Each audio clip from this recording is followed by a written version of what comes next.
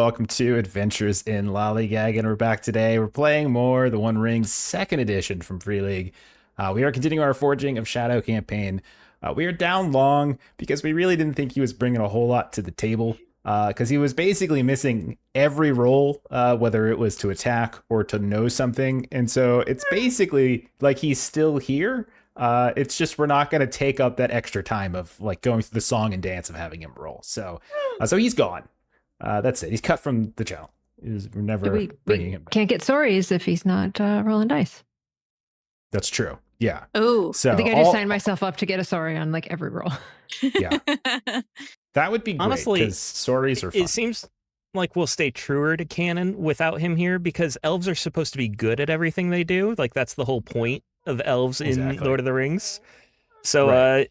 Getting rid of him is really us trying to be faithful to Tolkien. Truthfully, it is, because he is the worst. Do we think he's the worst representative of an elf so far we've had in our runs? And of I set the bar low. I bar low. Your bar was so low, and he just you had the limboed emo right thing, under it. And that works. That works for an elf. The emo did thing have worked, the emo thing, Yes, that played. Yeah. I don't know. You know what also works? It does do brooding really well. You did My Chemical Romance elf, and that was maybe the wrong type of brooding.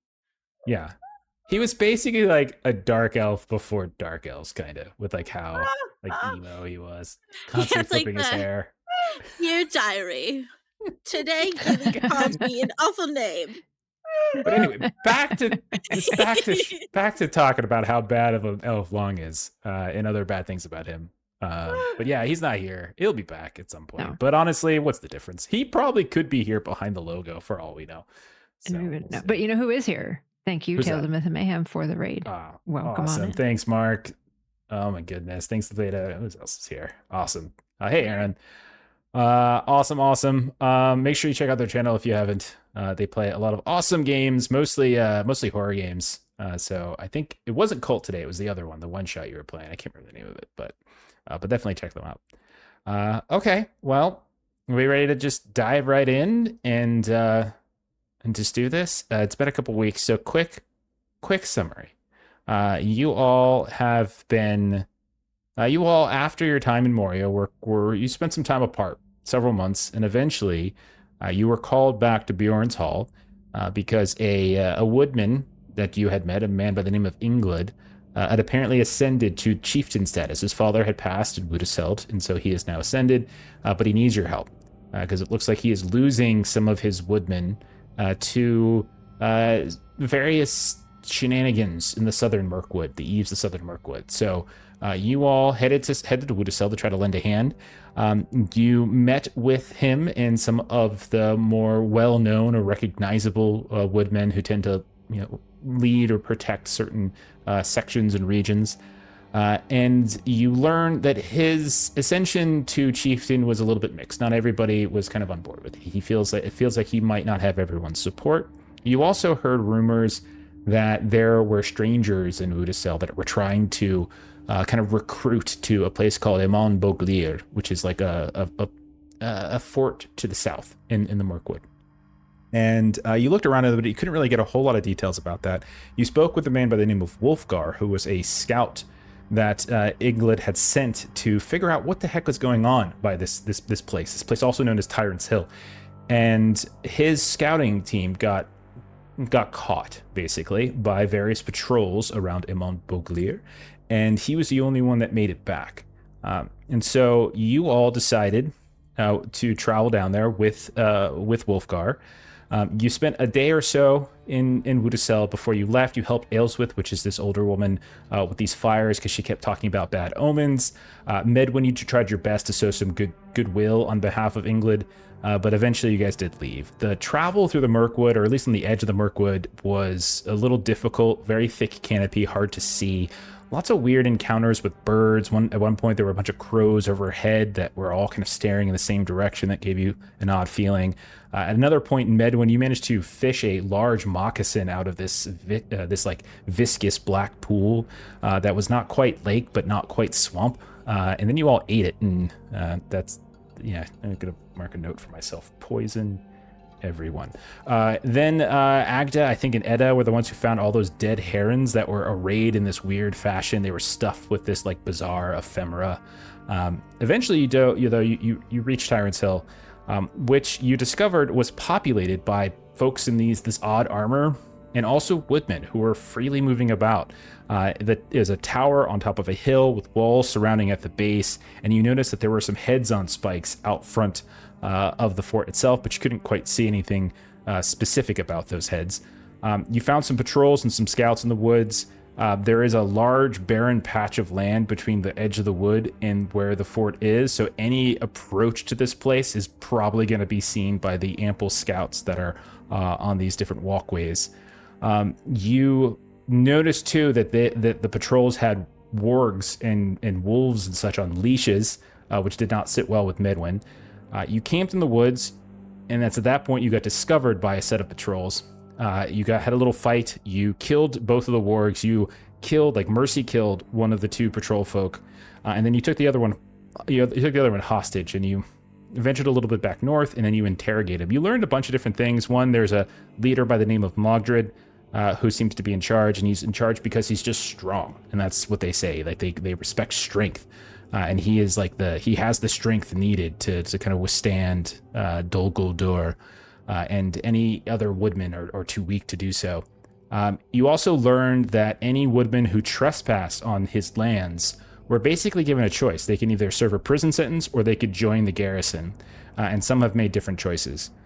So the last we did was you left the captive with Wulfgar, and the five of you, counting our missing elf, you were pushing back towards the tower, and you had a vague plan of maybe trying to draw some folks out, but you're not going to be held to that. You can do whatever you want. So we're going to pick up on that. We'll say it's I don't know. Would you have wanted to get a start before dawn, or would you have waited? No, either way, it's going to be dark because of the canopy overhead is thick. But would you have preferred to wait until morning to venture out from your camp? I think it's important to have the full night's rest. What do you guys think? Agreed. Okay. So we'll say it's just past dawn. A little trickle of lights coming through the canopy. You leave Wulfgar. He's got instructions to just lay low, probably keep an eye on this captive, and then the rest of you continue northward. So we're done with travel. We're done with journey. So this is all just sort of exploratory. So what would you guys be looking to achieve as you kind of encroach upon the edge of the wood once more, knowing that there are more patrols probably out here? What's the plan? What are you talking about, and what are you doing as you venture back?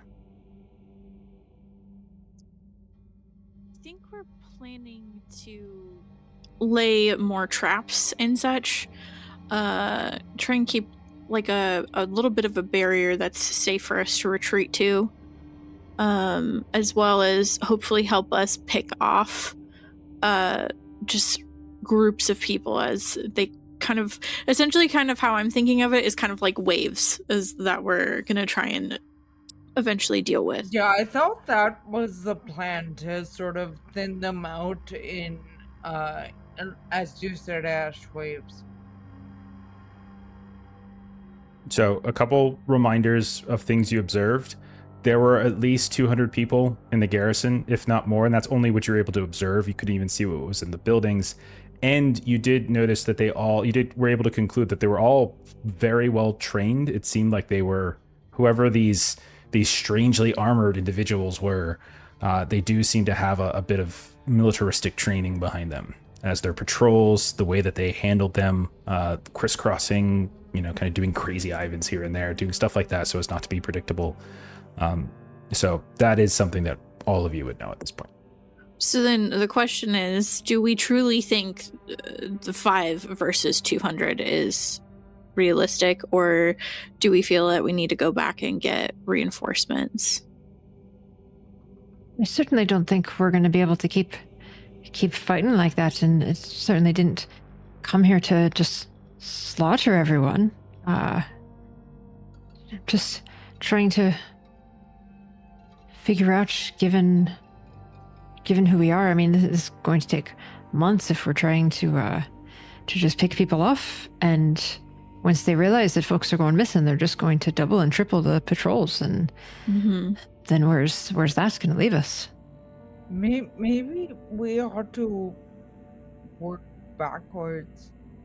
You know, we should first figure out what it is we're doing, and then we can figure out how to get there. Well, I think now that we've gotten here and seen the place, that I think perhaps put a wrinkle in what we might have thought about just being able to sneak in the middle of the night. So, the leader, like that is not going to be easy. That is going to require the ambush and the thinning out and the months-long campaign. We've, I suppose, got the other option of just trying to walk right in the front door. We've realized we can't quite sneak in and sneak around. Then perhaps sneaking's not the best approach to this. But we were told if we go in the front door, we'll be given a prison sentence, or we can join. Those are the two options. Yeah. I don't feel keen on either one. Well, I think of the options of killing more people than a wee bit of lion. I think I might be leaning toward the lion approach, where we say that we heard there's interesting things happening here, and we want to throw our hat into it and see what this is all about. And we require an audience with Mordred. Or we just at least get in the door, and we can poke around then all we want once we've got thrown our hat behind whatever exciting thing is going on here, and then we move about like everyone else is moving about, perhaps. How can you be so comfortable with the idea of throwing in with men who they hunt with wargs? These are evil men, lying to join them, if even to spy on them. Why would we want to spy? Why would I want to be a spy? Why would I want to rub shoulders with men such as this? I cannot even pretend to want to join them. I think I'd rather do a little bit of shoulder rubbing than more spilling of blood, like we just did. We were just talking about doing that for the next month, and I think I'd rather rub shoulders with folks to get information and wash the shoulders later than try to wash all this blood off my soul.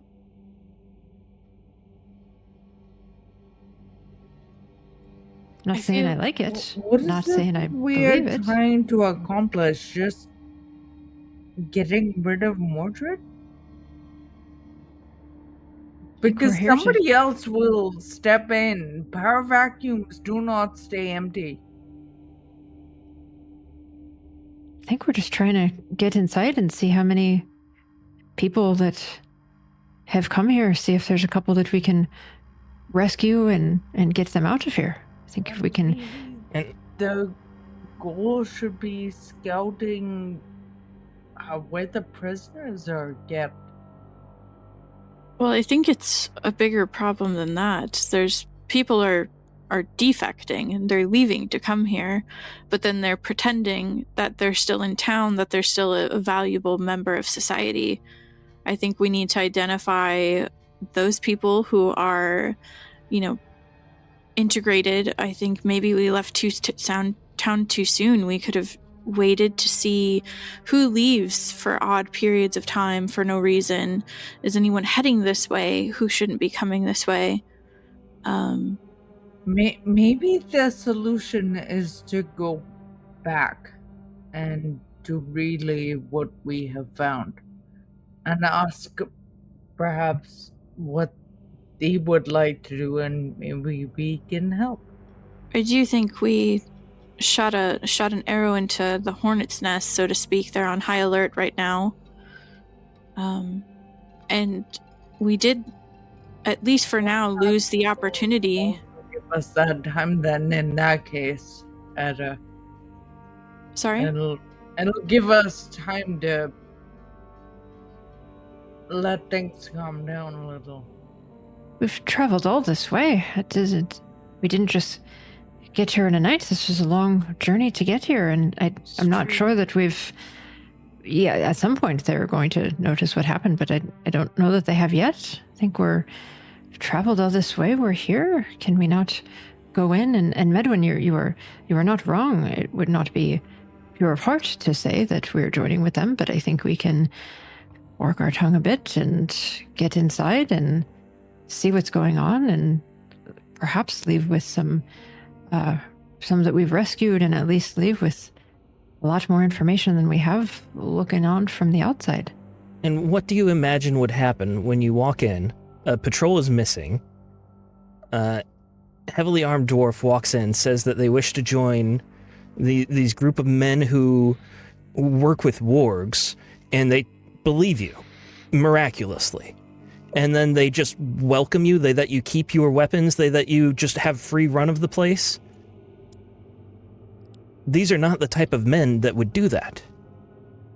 But these are the type of men that are on a hunt, as it were, for folks that are buying into what they're selling. And if we act as if we are doing just that, I think they'd probably rub their hands together at having 4 or 5 of us coming in all at once saying that we're up in their numbers. That seems to be a bit of their aim.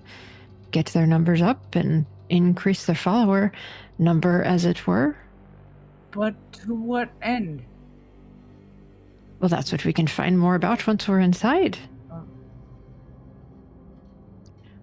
I mean, we really did just come out here to figure out what's going on. We really truly had no idea the depth of it. We understood that it was occupied again, but not to this level. And even then, it could be even more occupied than we know now.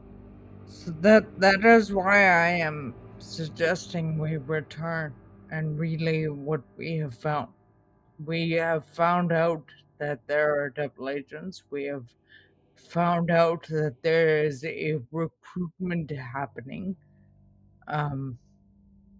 We have found out who leads these troops.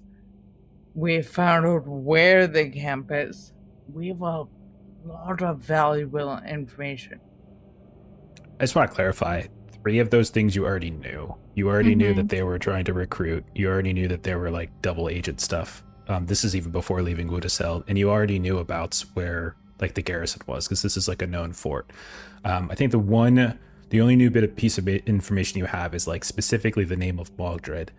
And also during your interrogation, the guy who you interrogated did specifically say that like that Bauglir has the strength to withstand Dol Guldur, which you all would know Dol Guldur as like a fort, like a sort of a fortress of shadow or whatever to the south of Mirkwood.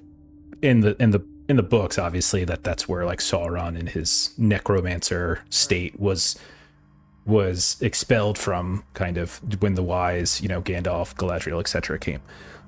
But it is like rebuilding. So these are things that you did learn. But some of that stuff that you mentioned, you had already known before you left. Thank you. And then, just to clarify, this fort that we're at is separate from Dol Guldur. I did not say that. Dol Guldur is by the terminology of the game is a few more hexes to the southwest from here. You guys that's a couple days away to the south. This is like you guys don't know a whole lot about this place, but it was sort of like judging just from the architecture of the tower, you can tell this was not built by elves or dwarves. This was likely built by orcs of some kind, and because of that, likely was an extension of, or maybe like a forward fort for Dol Guldur. but now is occupied by somebody who doesn't seem to like woodmen, but also doesn't seem to like Dol Guldur. So he's kind of like in between. Gotcha. Okay. But at the same time is recruiting woodmen. Mm-hmm. Traveled all the way here. It seems going inside is the best way that we're going to get additional information. We've learned what we can about their reinforcements, the guard patterns, the rest of that.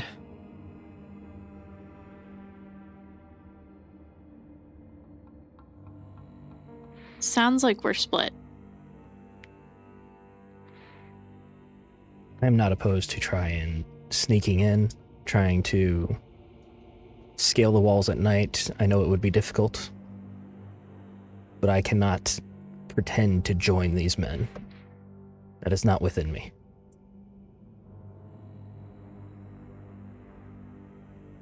And I do not believe I could convince them otherwise, even if I was willing to do so.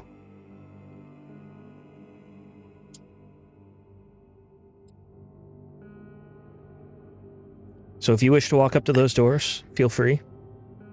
I'll wait for nightfall and try to scale over. Just quite the risky plan, but we've traveled so far, fellow dwarves, to travel all the way back already. We've got to bring... We can't rescue anyone from out here. We can't gather more intel from out here. And we certainly can't get through all of the guards. Are you prepared for if we enter and we're unable to leave? We do what we must. If we need to have Medwin as our backup plan to break more of us out if needed.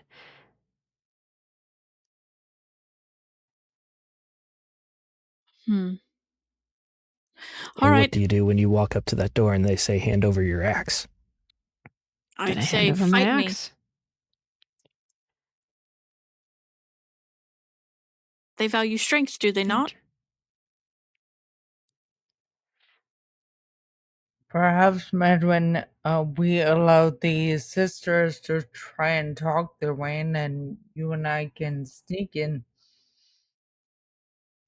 I am no one's master. You do what you will.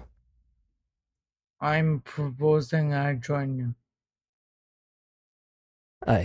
Yes, that is what I meant. I am saying that I cannot let Agda and Edda do anything as it is their choice.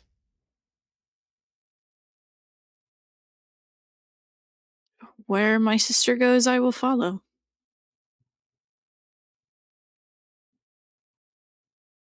We're dealing with evil things in the world. We sometimes have to do things that are unpleasant choice. I do like to point out our captive would have been a good opportunity to take us in, but he did hear us speaking of our plan to take out Mordred, so that is a loose end. Wolfgar is We're gonna watching have him. Indeed. I do worry that Wolfgar will attempt to break away on his own and find his friend that he's looking for.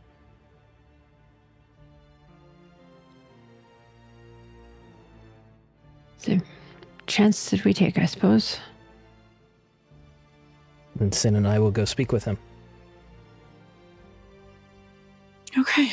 Agda, perhaps you and I should spend some time again studying patrols and getting the lay of the land to see if they're truly on high alert and if us approaching would be a problem or not.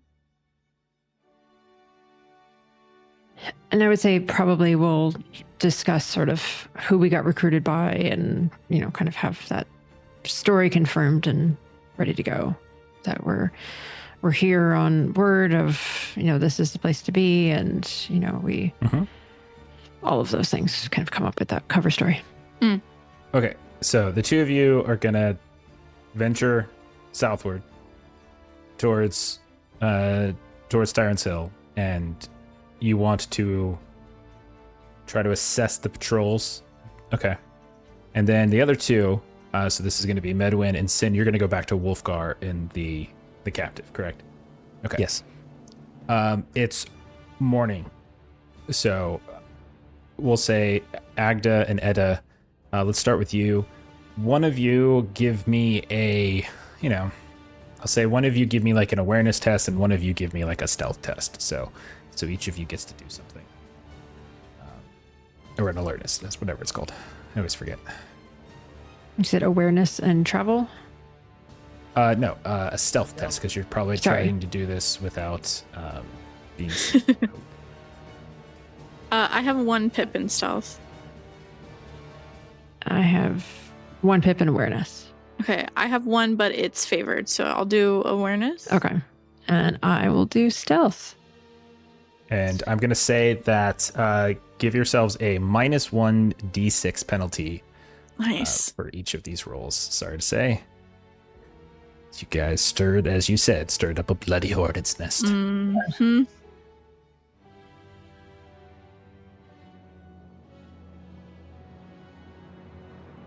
Okay. Big fails. Great rolls. Yep. Great rolls. Off to a good start. Okay. Good job, team. High five. That's, Handshakes all around. 5 and a Channeling 7. along. Okay. The curse of long. So the two of you come to the edge of the wood, well away from the others, well away from Medwin, well away from Sin, Wolfgar, and your captive. And you're like looking out, you're trying to get a sense of things. You very clearly see that there are more people at the gate. So there were like 2 like warg handlers. There's now 3. You can see there's more that are up on the walkways in some of the various lookout spots. And as you're like watching and getting a sense of it, and now getting ready to go back into the wood and like look around, you feel like a blade just rest carefully against your shoulder. We'll say this is going to be Edda. You feel a blade rests very carefully, and then Agda, you hear the sudden snarl, and as you look to your left, you're looking directly into the face of a warg, and the one who's got the blade on you, Edda, says in like a kind of an accent that's hard to place, but says, "A dwarf in the woods. You appear to be lost." Not lost, just looking for our next adventure, so to say. Is your adventure to be killing more of our people? Not unless we're attacked again. Oh, that is interesting. It is interesting that you would call it attacking. If I were to come into Erebor and I were to move about uninvited, would your dwarven guards do something to me? I believe they would. They would speak first, like we are now. Indeed, they would. Well, it is a shame that we are not in Erebor, but we are in Amon Bauglir, and this is the territory of Mogtred. You will... Yes. It is You intentional will that we are here. loose your axes and weapons, and we will take you inside if you wish to find a new adventure. This is Oh, why do we we are have one for here. you? We are not here by accident. We Well, understood that this is the place to go for a different change in leadership. Yes, and I understand. Goings on. This was clearly explained. Lower your weapons and we will bring you inside. Of course. Onto We the will. ground. Be respectful Dwarf. here. You are dwarves. I know you have more than what you see. All of them on the ground. And I And, do. like, there's like drop just her like axe and before, sword. you can see wargs, and as you peek, you see that the patrols have increased. It's not just two handlers and 2 wargs; it's now 3 handlers and 3 wargs, and so like you are vastly outnumbered here and caught. Yep. do you- So Agda has an axe, a sword.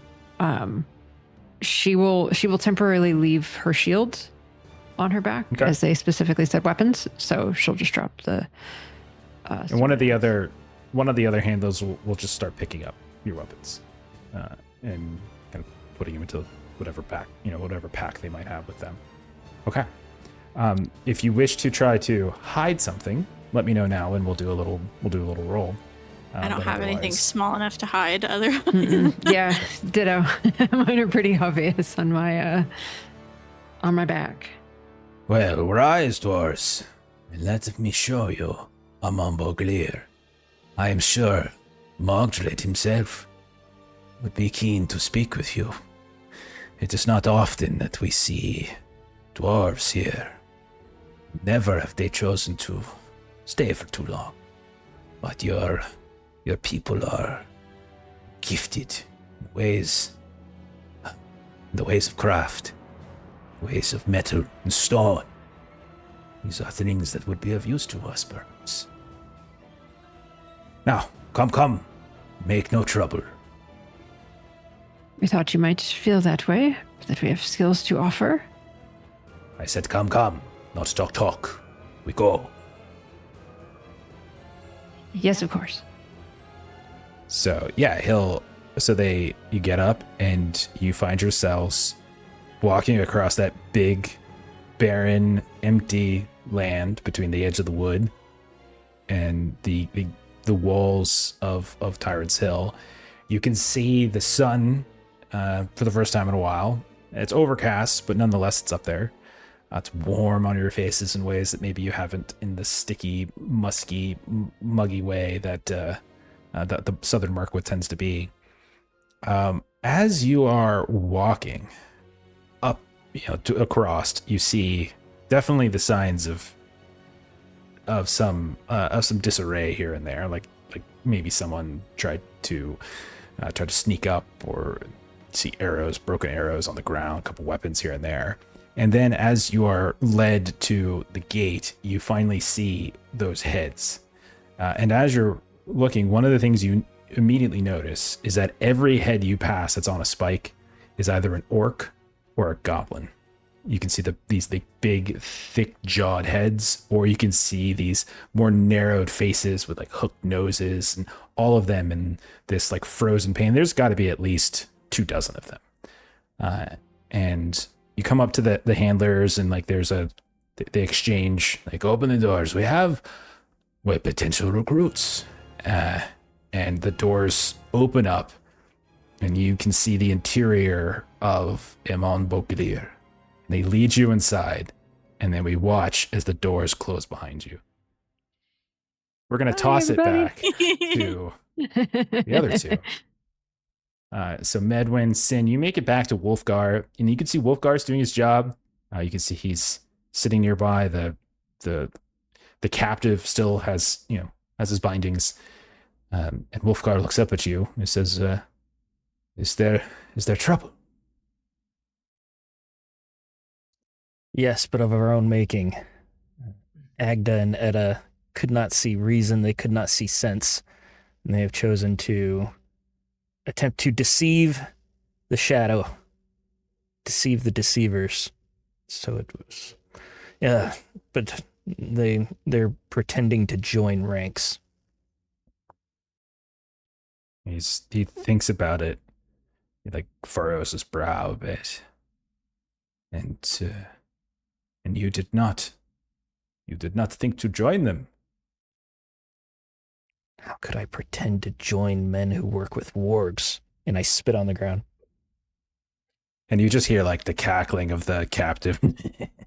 Afraid of a little dog. This one.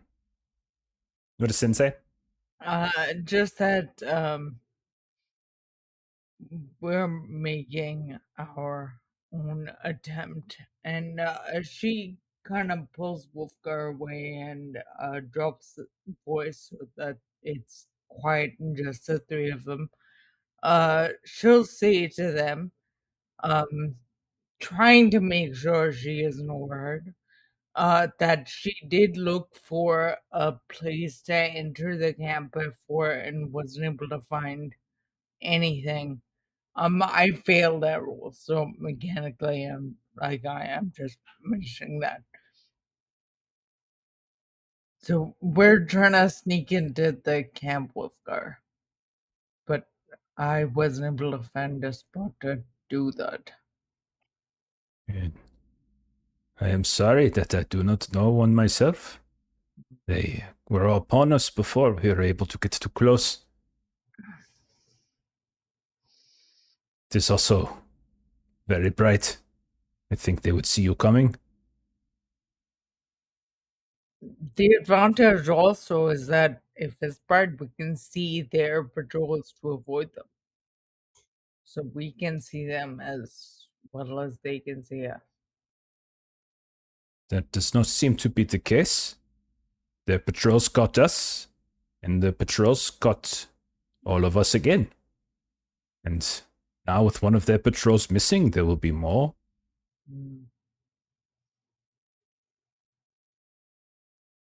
She looks to Medwin. Should we wait for nightfall then? We wait for nightfall. Maybe we can craft a simple ladder or climbing tool. Try and make it over the walls. If they find the Scale tool wall. after we scale, then they'll know someone's in there, but that doesn't necessarily mean they'll know where we are. Perhaps we should craft both a climbing instrument as well as a digging implement, so we can either go over or under depending on what's required. If That is the we mind of a have dwarf, is it all of not? these I would rather hours go to over and you would spend- rather go under. that might be it. But either way, we have hours to kill, so we can make both. We looked at the walls. How tall did you say they were again? Probably in the 10 to 12 foot range. Okay. So I think Medwin would try to, maybe not like a full ladder, but if he could find like a tree that could be chopped down and then like grips carved into it or maybe lashed onto it somehow, just to make it easier to climb. I think that's the way he would go to try and, in that way, if we Okay. could, he would be talking to Sin about how he wants to go fast because it's an open area, and the longer you spend trying to cross it, the more likely you are to be seen. So if you could just get to the wall, climb up it between, someone walking, and then pull that tool up behind you, I think that's the best way to get in his mind. That makes sense to Sin. She's happy to help. I think a craft test would probably make sense here. I have And then Medwin would look at Sin like, are you going to craft it because you're the dwarf? as you Neither said, of you are I the do best. better underground than over. Because I have nothing in craft. Yeah, I've got one pip in craft, got but two I pips. don't mind It's- taking a stab It's at this it. side of the layout that's got the like No, wait. favored and 3 pips. So you have two.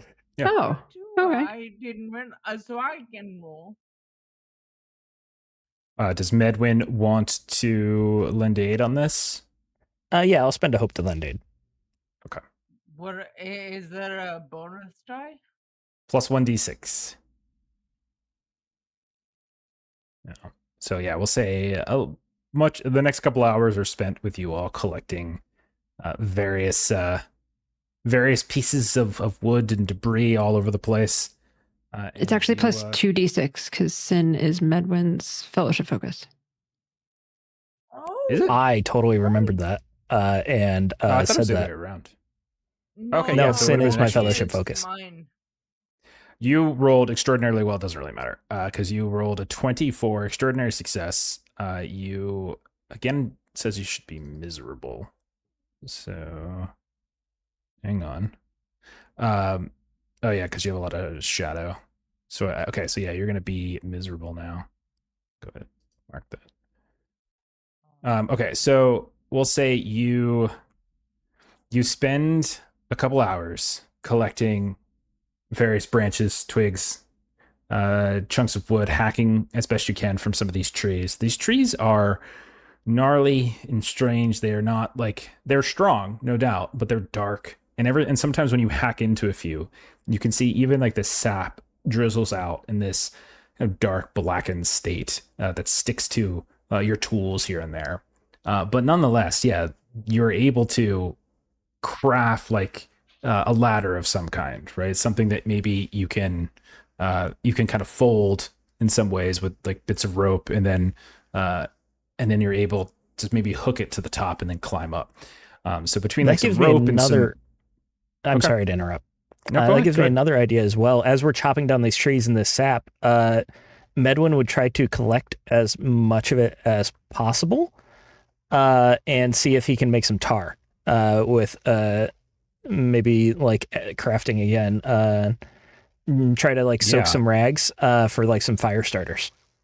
I'm not even going to say that you have to roll for that. That was an extraordinary success. Hey. So I feel like we can just say Thank you, while Maitre. Sin is like crafting it, as long as Maitre's cool with this, we'll say that Medwin is collecting some of this to create the Middle Earth equivalent of a Molotov. Medwin is just doing their classic manager, like over the shoulder, telling you what to do, but not actually knowing how to do it. Are you looking more for like stickiness, or are you hoping they're like flammable? Probably. Flammable, not necessarily. So, like, if we could like put them in a few, if we get over the walls, he would want to put them in a few spots and start some fires if necessary, for distractions. Okay, so we're basically treating this a little bit like a grimy, darker pine tar. So we'll say like there's a level of flammability. We'll say, okay, sure. Give yourself a useful item. Just put that in your inventory. Napalm, I love it. Oh my god, if you had napalm, that's what a dragon is. Love the smell of napalm in the morning. Yeah. Okay, and so we'll say between the two of that, you guys get through most of the day. You might have. While I have you on us, just a bit of housekeeping. You take the axes down from 3 to 2. That was a thing we meant to do last time. Oh, okay. Yeah. Sure. Just in case you need the axe for anything in this session. I hope I will. Went the wrong way.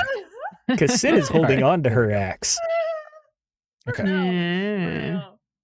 Was there anything else that the two of you would want to do? You maybe have maybe time for like one more thing before it would be nightfall. I think making sure that Wolfgar, CALVAIN, and the prisoner are secure.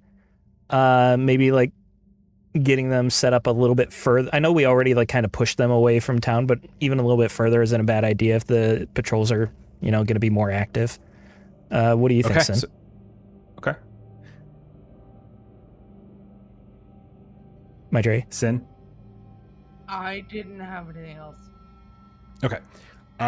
So we'll say like as you're pushing him away, the captive is like kind of laughing at you here and there. Afraid of doggies, now afraid of single man. Why not just send me off into the deepest recesses? You are so very frightened for such a strong culture, these Bjornings. You are very afraid of me, it seems. No, I wish to protect you.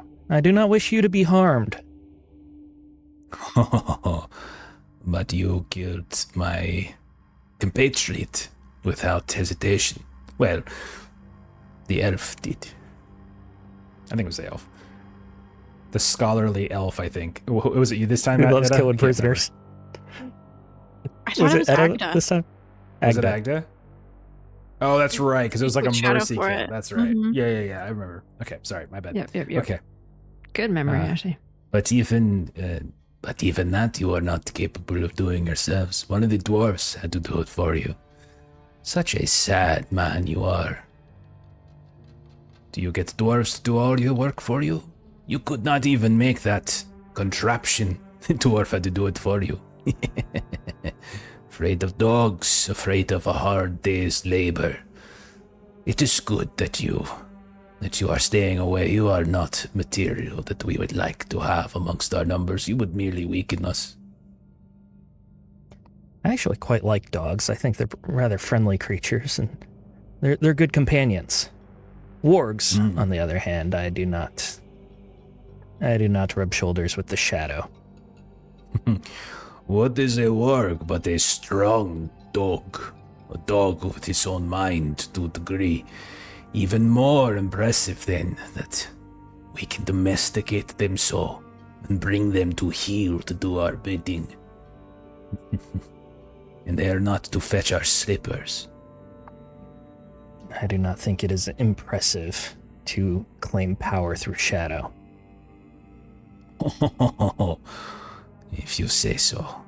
If you say. Look around you. Look around where you are.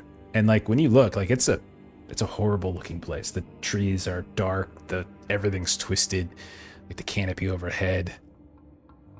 You do not know what is coming to your precious Vale. You do not know what is coming to your precious Voodoo Cell, the Woodland Realm, and whatever other of these places that you have lived in without much fear for some time. There is a festering wound in the southern Mirkwood, and your kind has not dealt with it, has not had the spine to do so. Only Mordred will be able to lead us through it. And even you will thank him when the day comes that he is the wall that protects you, the shadow that grows in Dol Guldur. Cowardly man to let someone else do the fighting for him. In a way, I can understand you. I, too, live with the protection of a wall of a stronger man, Bjorn. And, I do not live in fear because of that protection. So I understand why you look towards Mordred for that. But Bjorn is good. Mordred is of the shadow. There's a clear difference. No, Mordred. You have made prejudices against him.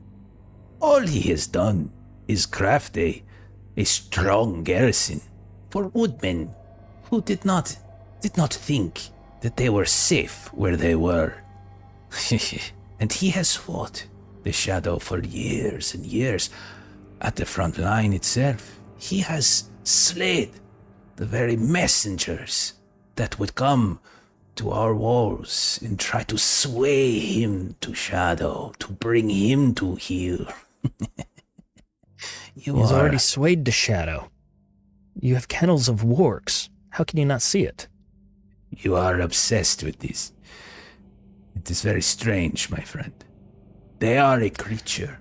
They are a creature that can be brought to heel. They are a creature that can be domesticated. They are like pig and horse. They are like dog. You tell them what they want, what you want from them, and they will do it for you. If they respect the spine that keeps your back straight. Orcs have a mind of their own. Orcs will do what they are told if it means that they get to live a little bit longer, and yet would you let them into your walls? Would you let them live with you? Where do you draw the line? Orcs and goblins, of course. They are sniveling and cowardly, and they would put a knife in my back if it suited them. But a warg is different, my friend. A warg. They are not the same, and you are a fool to think so. But that is not surprising. The filth that comes from your mouth. Oof. Yet again, I find myself agreeing and disagreeing with you. I am a fool, and there is so much filth coming from your mouth. I am a fool for not gagging you sooner. I start cutting some rags to gag him. Okay. Yeah, and he's just laughing the whole time. Right in, little boy. And he continues to laugh. I can hear you laugh, but I don't have to hear you talk. So you'll gag him. He's bound. You find a spot to leave him with Wolfgar. The two of you begin. And CALVAIN? Or did CALVAIN try to sneak in? Or join up? That's a great point. You look around like, where'd the elf go? He's we'll find out later. No, we'll say he's with you. We'll say he's with you. That's fine. With a turkey leg. Yeah. And so the three of you in your little climbing device, you will begin trekking back as the sun is setting, and it's not quite nighttime, but we'll say it's evening time. Meanwhile, let's come back to our sister dwarves. You're led inside, and if you didn't know any better, or if you could set aside the prejudices that we have seen spouted from Medwin, you would look around and you would see that this seems to be a very well-stocked, well-ordered, strong garrison, as you see that there are dozens and dozens and dozens of people working. Some seem to be crafting, reinforcing, or fixing various outbuildings. You can see others are tending to various animals. Some of them, there are ward pens nearby. But you also just see there's just normal domesticated animals, pigs and cows and chickens and things like that. You can see that, again, half of them are wearing this strange, dark, swirling, kind of runic armor, and others are dressed just like you would see any other woodman in Woodiseld or anywhere else along the Mirkwood or the Vale. And they seem to be working as well. No one's in a stock. There is no gallows. No one is being whipped as they work. Everyone just seems to be going about their work as you would expect any other place. You hear the distinct sounds of a smithy, and probably comes to your ears pretty quickly as dwarves, and you can see it's a very, very loud building that you are led past by your escort. The wargs, you can see, are led over to the pen, but a couple of the handlers come with you. But you move past this smithy, and you can smell the iron. You can smell the charcoal.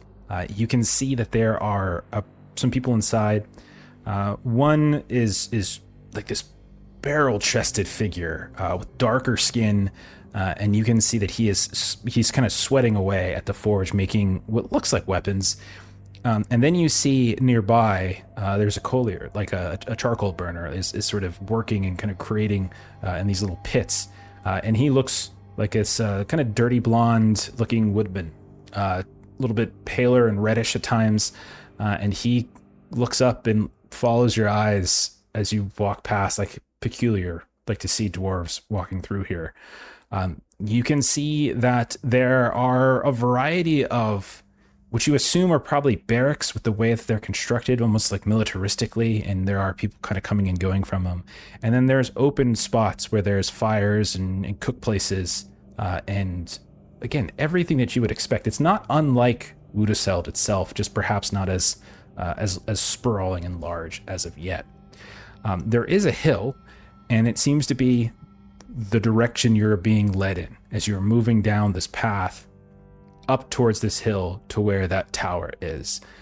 Are the two of you doing anything, asking anything, or looking for anything, or saying anything to each other, actually, as this march continues?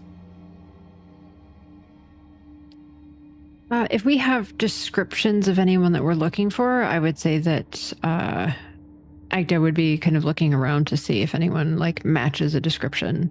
Just trying to kind of place anyone that might be known to or described to us. Give I would say you got a description from Wolfgar of Heswith, and that charcoal burner inside the smith bears a striking resemblance. There's like some soot and such on their face, but you can tell the color of the hair, the height, clothing itself, like that you would guess relative to what the guy does and what he looks like is probably Heswith. What about you, Edda? Is there anything you're keeping an eye out for, or anything you're doing as you're being marched through Amon Bauglir? I think when we were first coming through the gates with all of the orcs and goblins, on stakes, Mhm. The one who had his knife up to her throat, she would have, turned to him. So you all have also suffered from the rising incursion of orcs and goblins? And he will look at you. What does a dwarf hidden away in Erebor know of dwarves, and know of orcs and goblins in the Mirkwood? We were at Ingleseld. I think that's or Buduseld. Buduseld. And we heard rumblings of named orcs and such pushing closer in towards their encampments and towns. Well, if those who came to treat with Mogdred had names, we did not hear them as we severed their heads from their shoulders. And like everyone else kind of starts laughing nearby. No, they would not attempt an assault on us. They know better. The woodmen to the north are much softer and ripe for the picking. No. These were emissaries, you see, wanting to woo our dear leader to the cause. You can tell by how they are displayed what our answer was, yes, Dwarf? Yes. From where are they coming from? Dol Guldur? Where else would they come from? And she just kind of nods to that. Does not bode well for the light. He like looks up at the sun. Light?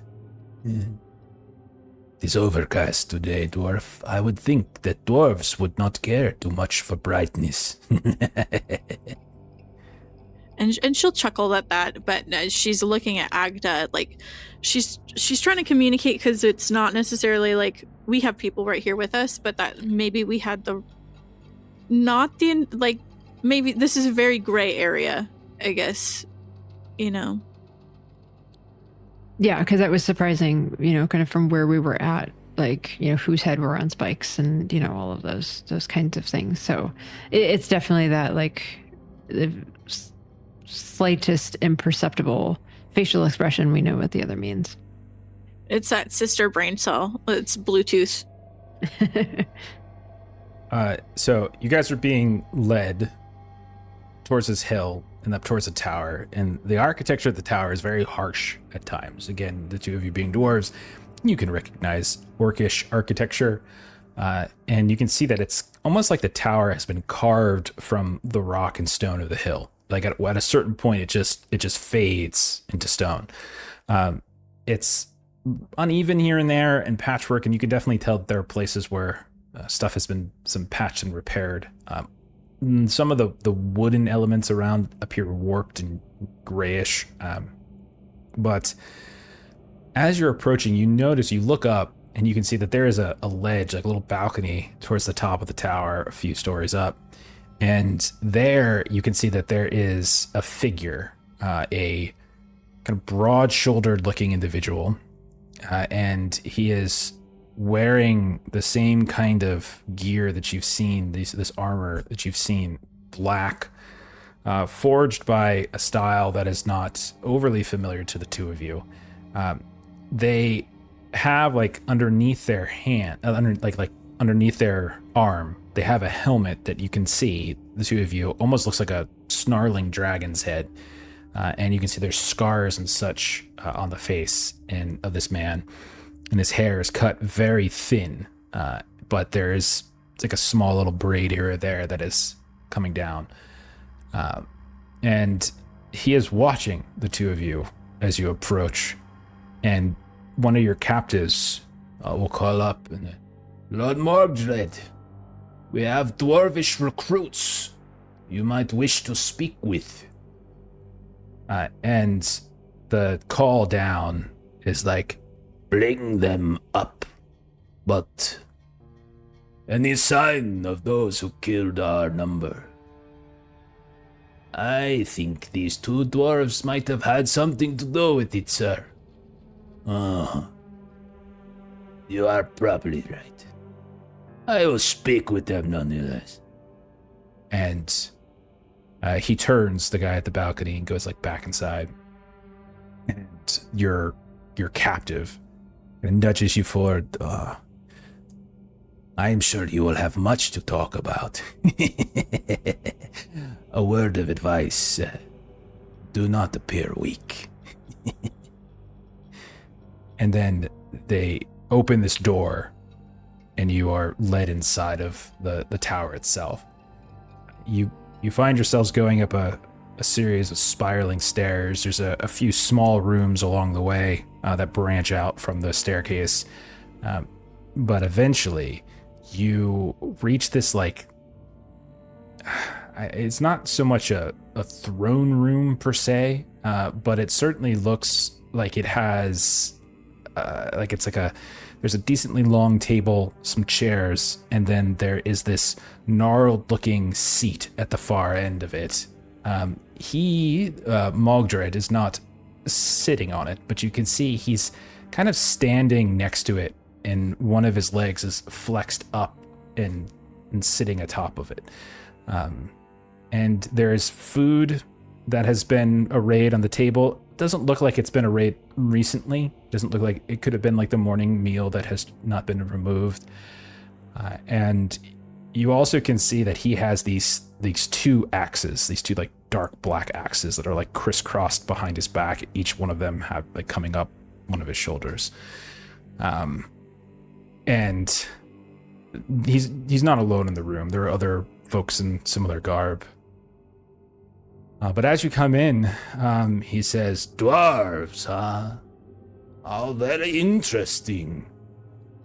Strange to see dwarves this far south. What brings you here, I wonder, aside from killing those who make my patrols function?"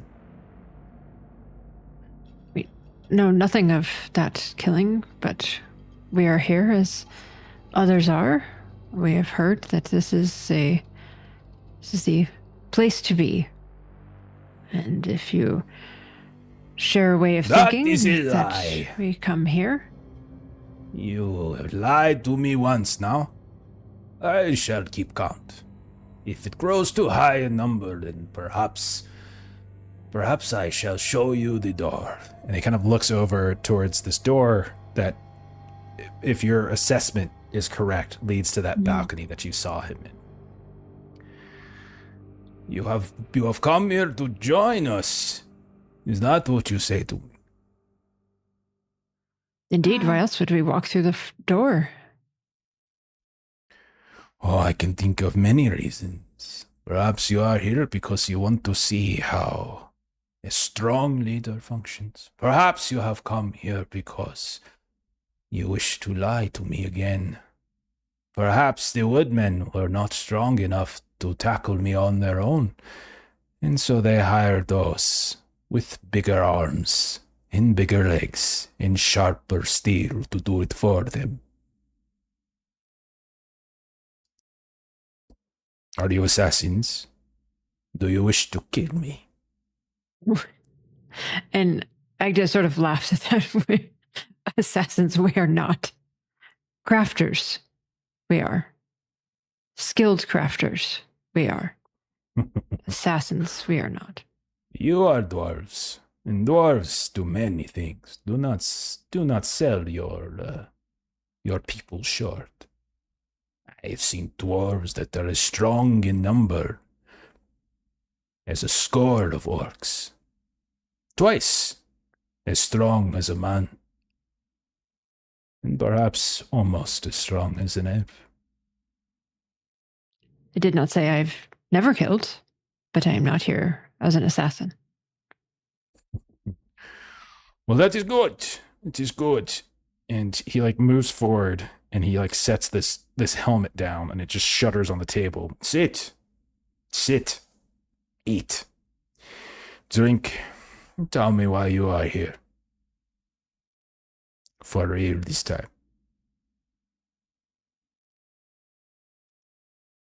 Aside from the growing shadow and concerns that perhaps you were also a new great evil in this area? Good and evil. These words, they have no meaning. They are just words we throw around. But I am great. That is true. That is true. Strength sees strength, you say. I am not convinced. You are deceiving me. I have met many dwarfs, and while you are quite strong, you are not those who travel the world to do good. You are here for a different reason. And I shall find it. And if I do not, then pity to us all. We are dwarves that have found our ways to your hall. We are dwarves that travel. Where did you hear that I was recruiting strong folk? Vudusel. Uduseld. Yes. Stronghold of the woodmen. So they say. Not so strong any longer, since Ingomar, the chieftain, has passed. Now they are scared little children, looking for a skirt of their mother to hide under. And you see he's like got some kind of meat, probably chicken. He just like pulls a bit apart and just shovels it into his mouth. Eat! Drink! It is not like a dwarf to turn down hospitality. And as Agda's shoving food in her mouth, she says, "We do not seek to hide under skirts. We have no weapons on us, of course, because they were taken from us at the gate, but we have shields and axe. We do what needs to be done." Since when does a dwarf need a weapon to be strong? You don't know what circumstances come your way? Dwarves are prepared. We make what tools may be needed. This is tiring. I am disappointed in this conversation. Did you or did you not kill my wargs, I my did. patrolmen? I killed two wargs. They beset upon us in our sleep, and yes, I did. Two? I did kill them. You both. It is not an easy feat. They are a strong creature. And you then? Did you kill my man? Seemed not the best introduction to say hello, nice to meet you. I killed your man, but that is the truth of it. Well, a failed patrolman and a failed wargs. Dead now. 2 men. 2 wargs.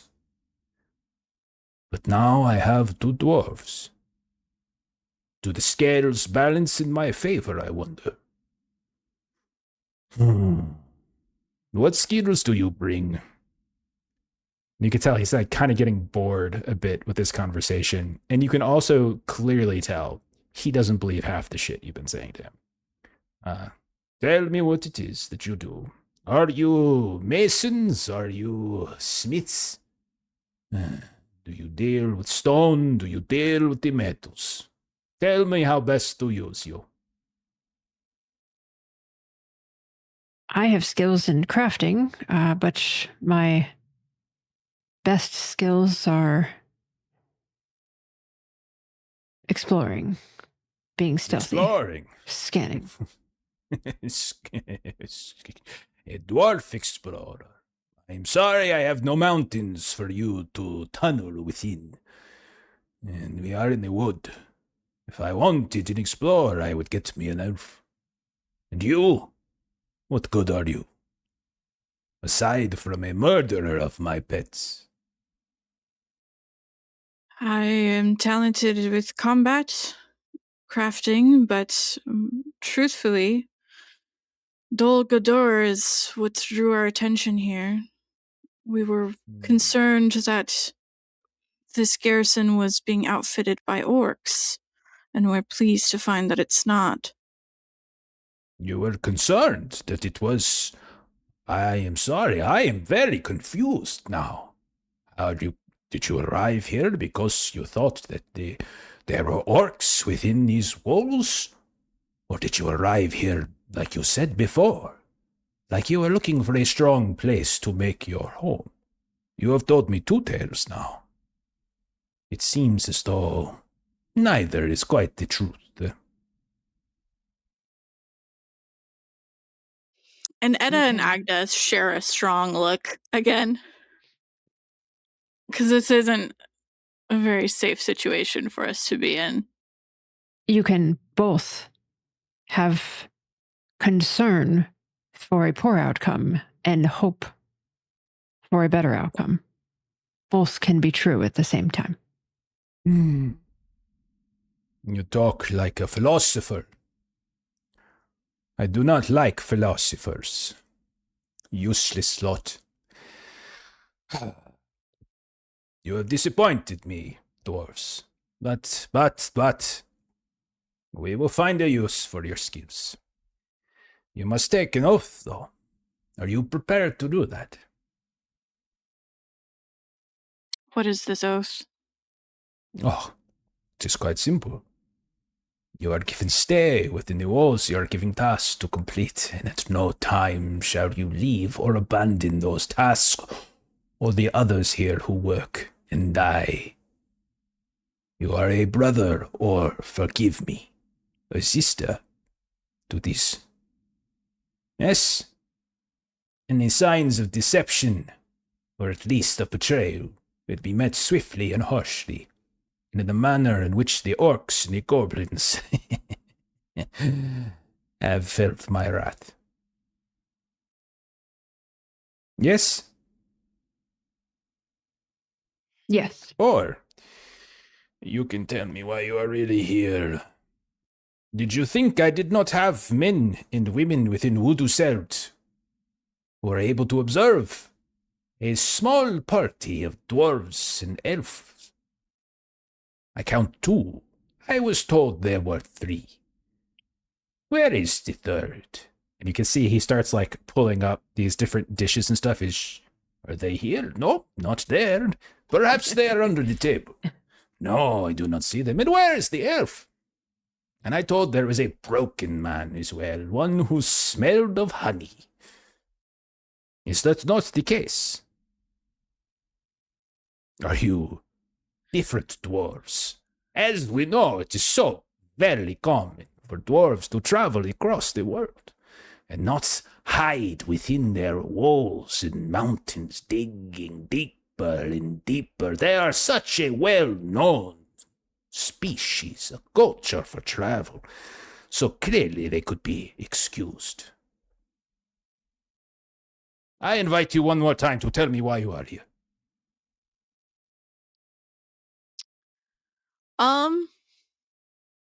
I think if Agda doesn't stop her, I won't stop you. Ed Ed has been the truthful one here.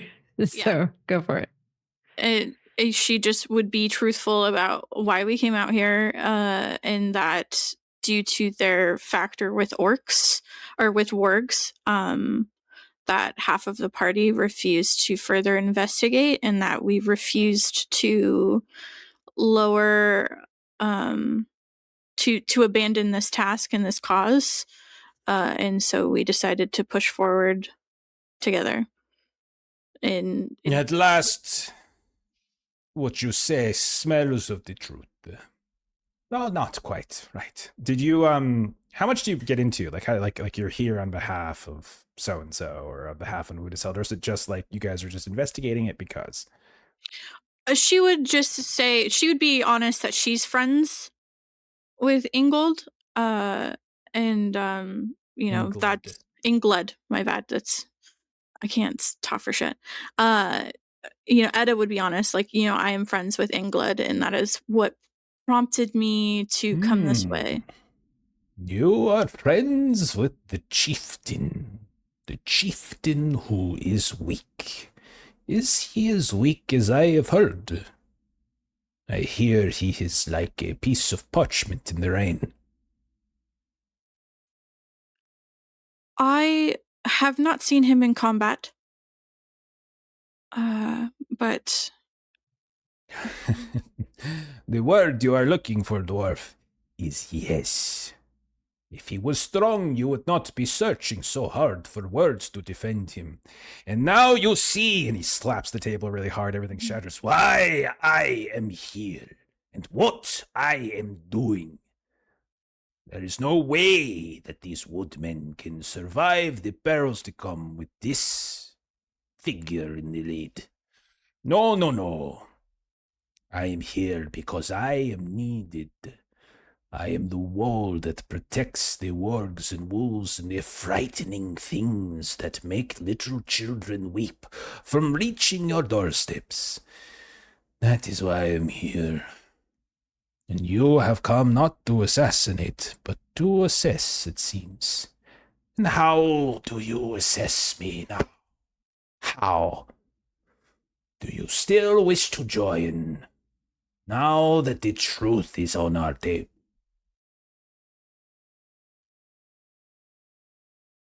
well, I don't wish to die. But why not? It is a new adventure, something to explore. There are still things to be done.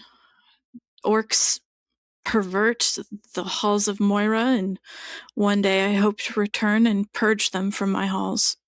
The black holes. That is a tall task indeed.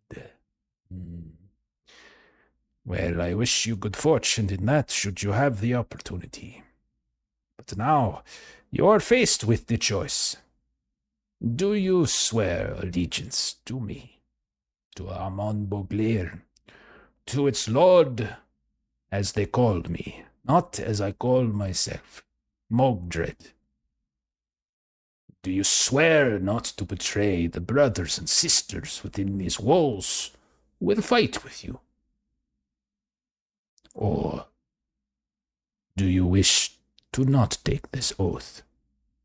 For if you are creatures of the light, and you take this oath, and thereafter break it, what does that make you?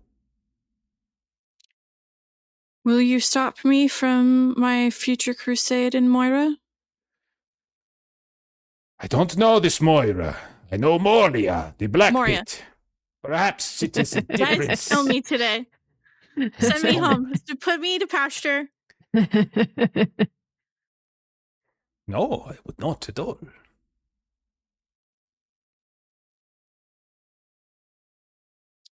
I'd say we are already part of a wall against shadow, are we not, sister?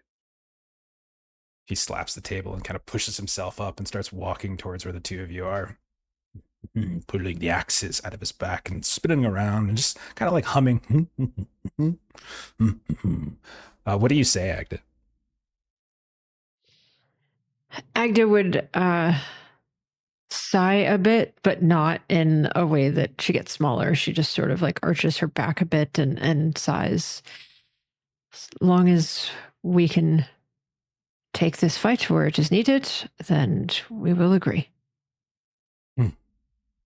Now you sound like a lawyer. Open your palms. Time to take the oath. And he's like spinning these big black axes, like these two battle axes, spinning them around. And you're like struggling to sort of pin their make. Not elvish, but not orcish. Like they don't have that look, that kind of harsh look. It's something different. And he slashes like with this sudden deftness your palms. And then he like does this tomahawk, and smashes them both into the table. And he grabs both your hands in his own. And you see him, he closes his eyes.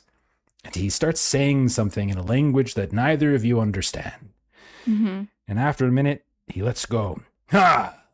We are now brothers and sisters. Welcome to Amon Bauglir. You are now one, two of us. Now, I have work to do. And if the rest of your party should show, I would offer them the same deal. If they are as useful and as honest as you.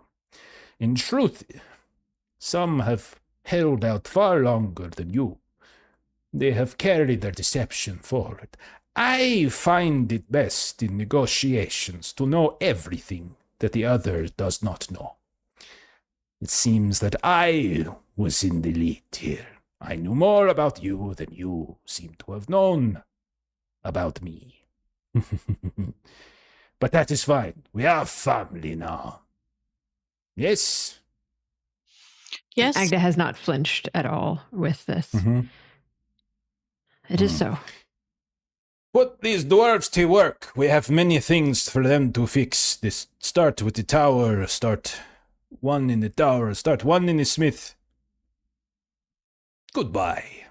And he like turns, yanks these axes back up, and you hear him just kind of like humming as he walks back away towards the end of the hall. And you are escorted out by the same people who now are like putting their swords and stuff in their scabbards, and they're like slapping you on the back here and there. And you are led back down, having taken the oath to be part of this garrison. Yep, sure did. Sure did. So we're Nothing making bad new ever happened characters to anyone in tonight. Middle Earth that broke an oath. There's nothing wrong with breaking an oath in Middle Earth. Man, I really Oh, liked him. dear. He's fun. We should play with Bauglir, but he was pretty fun. He should join our party, Jeff. Pretty fun. Like you think there's stuff you want to fight, you come with us to Moria, and this will be a big Yeah. field trip. Next Field trip. campaign. Nothing if not strong. All right, let's cut back to the squad. Medwin, Sin, and CALVAIN, who is so stealthy we can't even see him right now. Sin is musing to Medwin. Yeah, I wonder how the sisters are doing. I'm sure they're swearing an oath right now.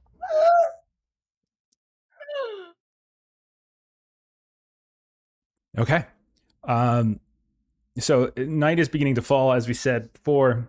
You're approaching the edge of the wood.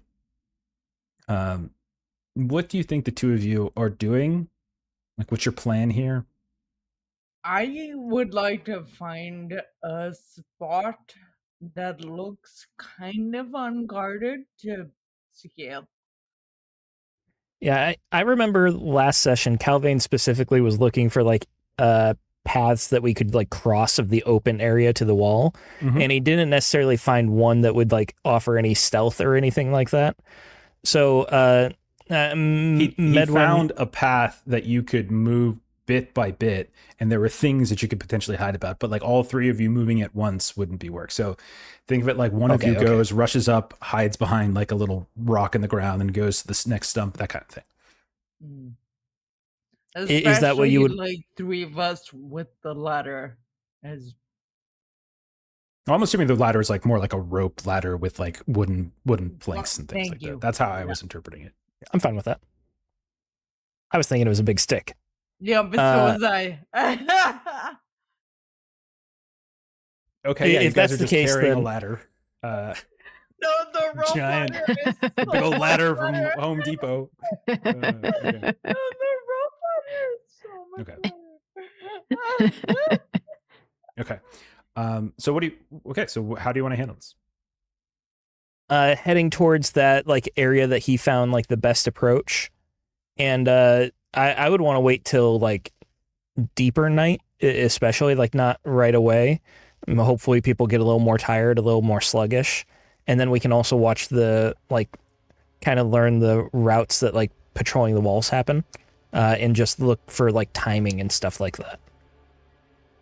Okay. So let's do the same thing I did before with the sisters.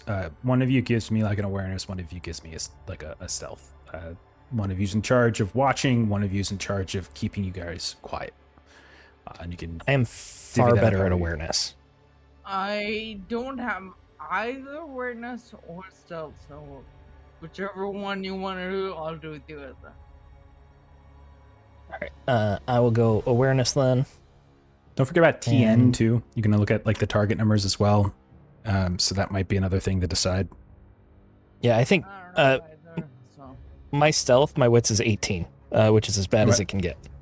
My point was like what are you trying to roll? So like Sin for you, rolling awareness, you're trying to hit a 14.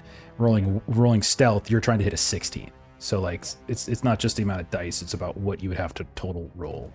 Yeah, so I think I'll stick with stealth. Yeah, because I'd be rolling for 18 on stealth anyways. I don't think I really have anything that helps, unfortunately. So we're just gonna and- rip it. Yeah, and so you're trying to find like a specific place to set up your climbing thing, right? That's the idea. Yeah, the best approach, and then also to try and like learn the timing of like who's on the walls, how often they change, do they Okay. walk very often, that kind of stuff. Yeah. Okay. And don't forget you can spend things like hope and such. And if you're using one of your distinctive features, you might be inspired and everything. That kind of good stuff. Yeah, I'm gonna spend the hope for the bonus die, but I don't think my features would give me inspired. I have dark for dark business, meaning I do well in the dark. So at night specifically, which is when this is, I can be inspired. Yeah. So when you roll, if you spend your hope, you would be able to get 2 dice as opposed to just 1. Which I will do. Yeah. Oh, that is a terrible roll. Oh, That's a terrible roll there, Three Medwin. ones. Yeah. 3 1s and a 3. So bad. It's really dark out, guys, and you know my Should head's I just a little bother big, and it kind of goes rolling? over my eyes sometimes. So he's just rolling awareness to see if he can figure out a good Wow. path forward. So And to see if he can find a good place. And what I'm going to say, and I'm sure you know what I'm doing here. You think you found one. You think your timing and timing. Sometimes it's hard to tell. There's like torches and things and lanterns. Sometimes that damn armor, they all look the same. But you're pretty sure you're able to distinguish them and kind of time out some of the paths that they walk along the top of the walls, and you're pretty sure, especially with CALVAIN pointing out like in his little route up, that yeah, you guys you know exactly the route to take and exactly where to throw the rope ladder over. So then Sin, you're trying to keep everybody unseen as you linger here on the outskirts. so that's 2 bonus die. Mm-hmm. because of As long as you spend the hope. yeah.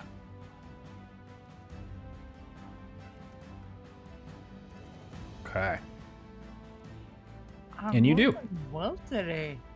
Yeah. So while Medwin and CALVAIN are really starting to push to the edge and trying very hard to see, what's going on. There's smoke and stuff here and there. You are able to listen carefully for things like the approaching wargs and patrols, and get them to hide and duck here and there. And so you're able to keep your group from being discovered between the time in which you left your friend Wolfgar in the captive and the time in which now you are getting ready to head into this place. You have a route, you have some time before the next patrol is going to come past, and you guys are going to try to take this little route across the barren land to get to the spot that Medwin has discovered. We're going to treat this like a skill endeavor between the two of you, and I'll say that you guys can tap into CALVAIN if his distinctive features come into play. He's got fair, rhymes of lore, which I don't think that's not gonna work here. But he does have cunning. So if there's something you're doing as we move across this barren land, it might come into play.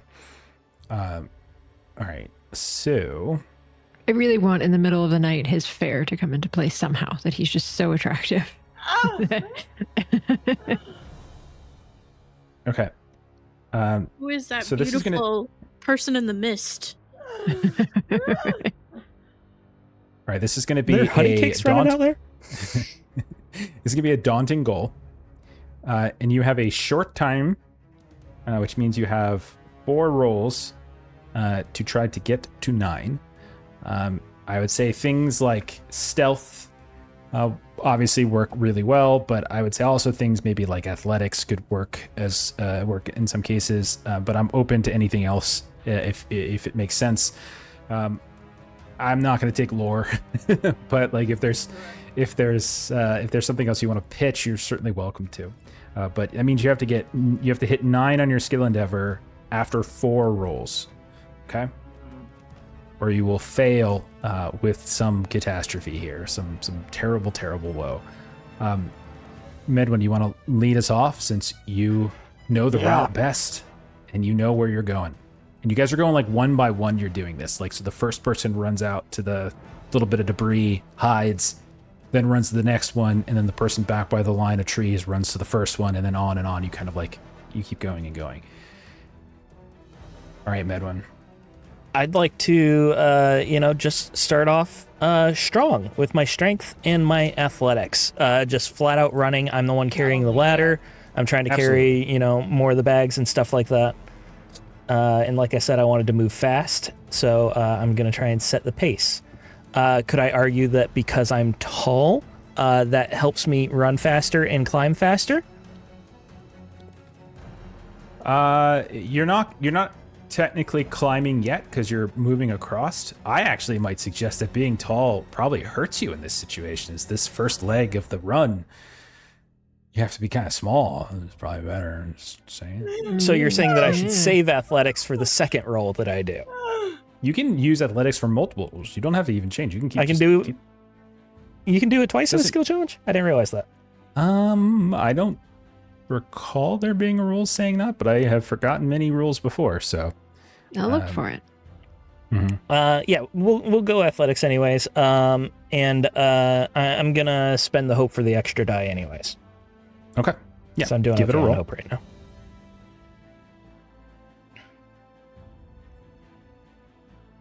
Try not to roll like 4 ones like you did last time.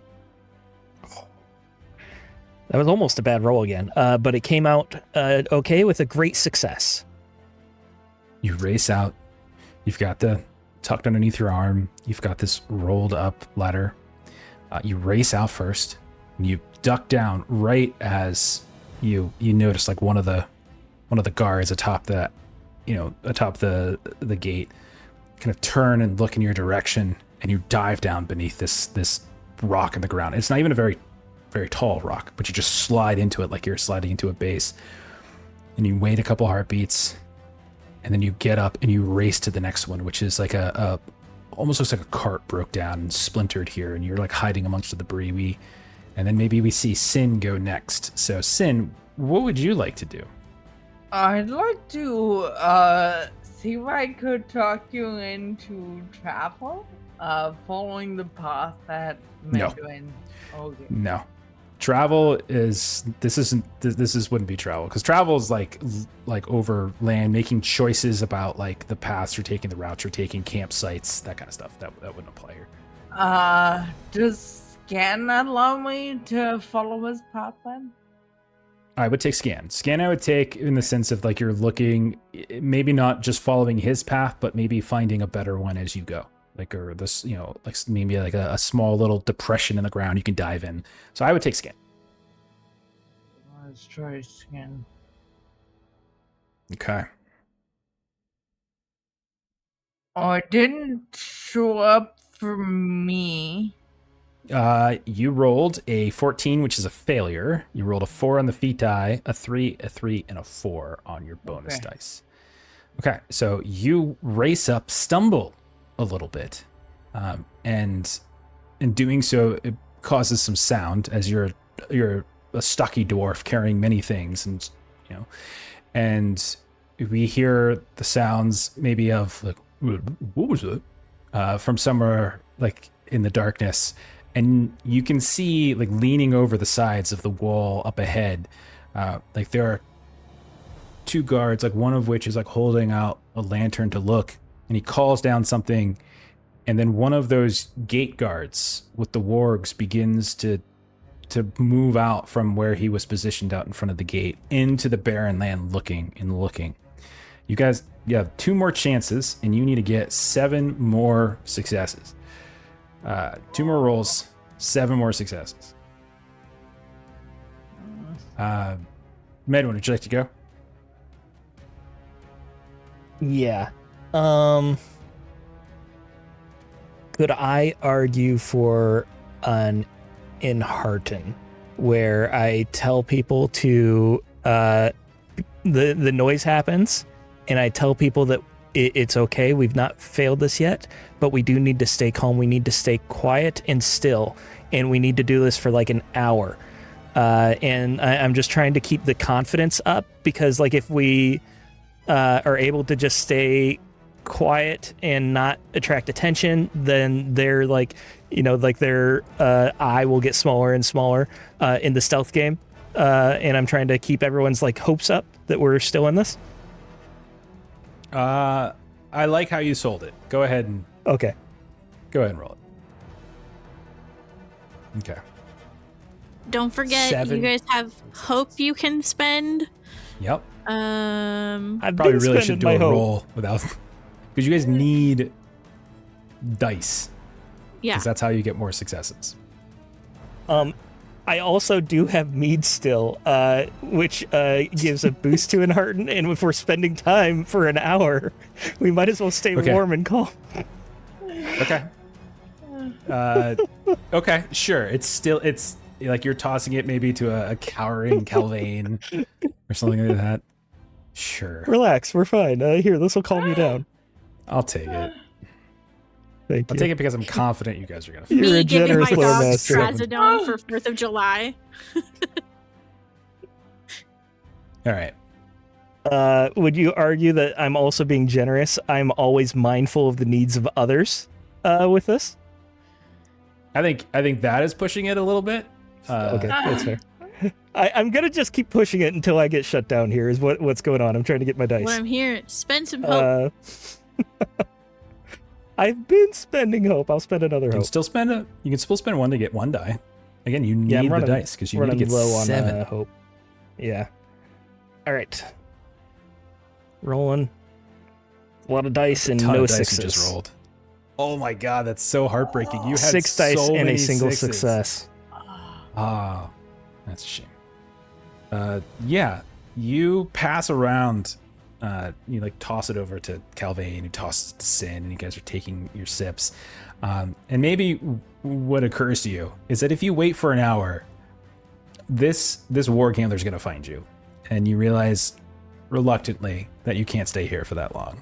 And then we'll say you start rushing forward to like the next little hideout spot in the route up, and we'll see like cascading out. We'll follow, but you can tell now, like they're zeroing in on you.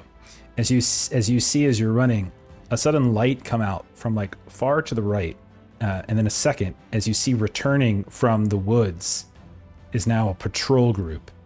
So you can see a group of 3 handlers and 3 wargs. They're coming now and moving across this barren lands. You've got this one warg handler that was at the gate that's coming to inspect the strange sounds, and then you've got the wall in front of you, and any opportunity now to just like race back the way you came would clearly be seen by these groups that are slowly closing in upon you.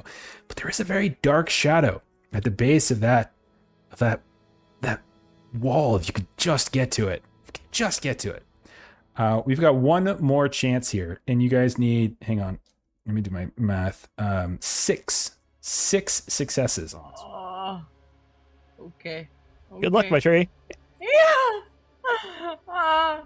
I'm gonna try and do scan again. Okay. But Steven, is there any chance you can throw a hope my way so I can have 2 extra? I would love to inspire you if I can. Don't forget we're CALVAIN. using CALVAIN as an NPC, so if anybody thinks that cunning or fairness or rhyme lore or something applies to what you're Fairness. saying. What if we- His cunning would come into play to point out That's where fine. I should go to. Fairness, Okay, we yeah, could I just think- have him I think strip and run the other direction. Just gets Because he pelted. is Wouldn't be fair. the first time. Wouldn't be So the first time we got rid of an elf character pretty early. Who is that beautiful creature streaking across the yard? Yeah. he does have like some moon stuff. I can't remember what he has. But he's got some Full moon. Folk of the Dusk or something. Yeah, Folk of the oh Dusk. jeez. So Ooh. they find themselves at greater ease under moonlight or starlight, or among the shadows of a forest. So he can spend 1 hope to achieve a magical success on a skill roll. I mean, it's not gonna help him here, but all right, Sin, give it a rip. You need to have the greatest roll in the history of role-playing games. And I'm able to spend a hope on this to help her? Yeah. So that's Okay. 3 extra 6s. Okay. You could do it. You literally can do it. You have the opportunity is there. This is it's very You're unlikely. saying there's a but chance. There is very much a chance. Just spend one of your own hope as well if you Which and get that I'm single going. one. Can I do that with everything else? I think so. I don't think there's a different. I don't think Yeah, you can. they're mutually exclusive between like a fellowship member Yeah. helping you and you spending your own hope. Okay, And you're inspired, so if you spend the hope, you get 2 dice instead of 1. Mm-hmm. Okay, this is gonna be a big ass roll. There's gonna be a lot of dice Like on this. 8 d6s. now? 8? Yeah, I think. I see a couple 6s. so 2, nervous. 3? I'm entirely Aw. too nervous. Honestly, phenomenal roll. Best you could've done. Extraordinary success.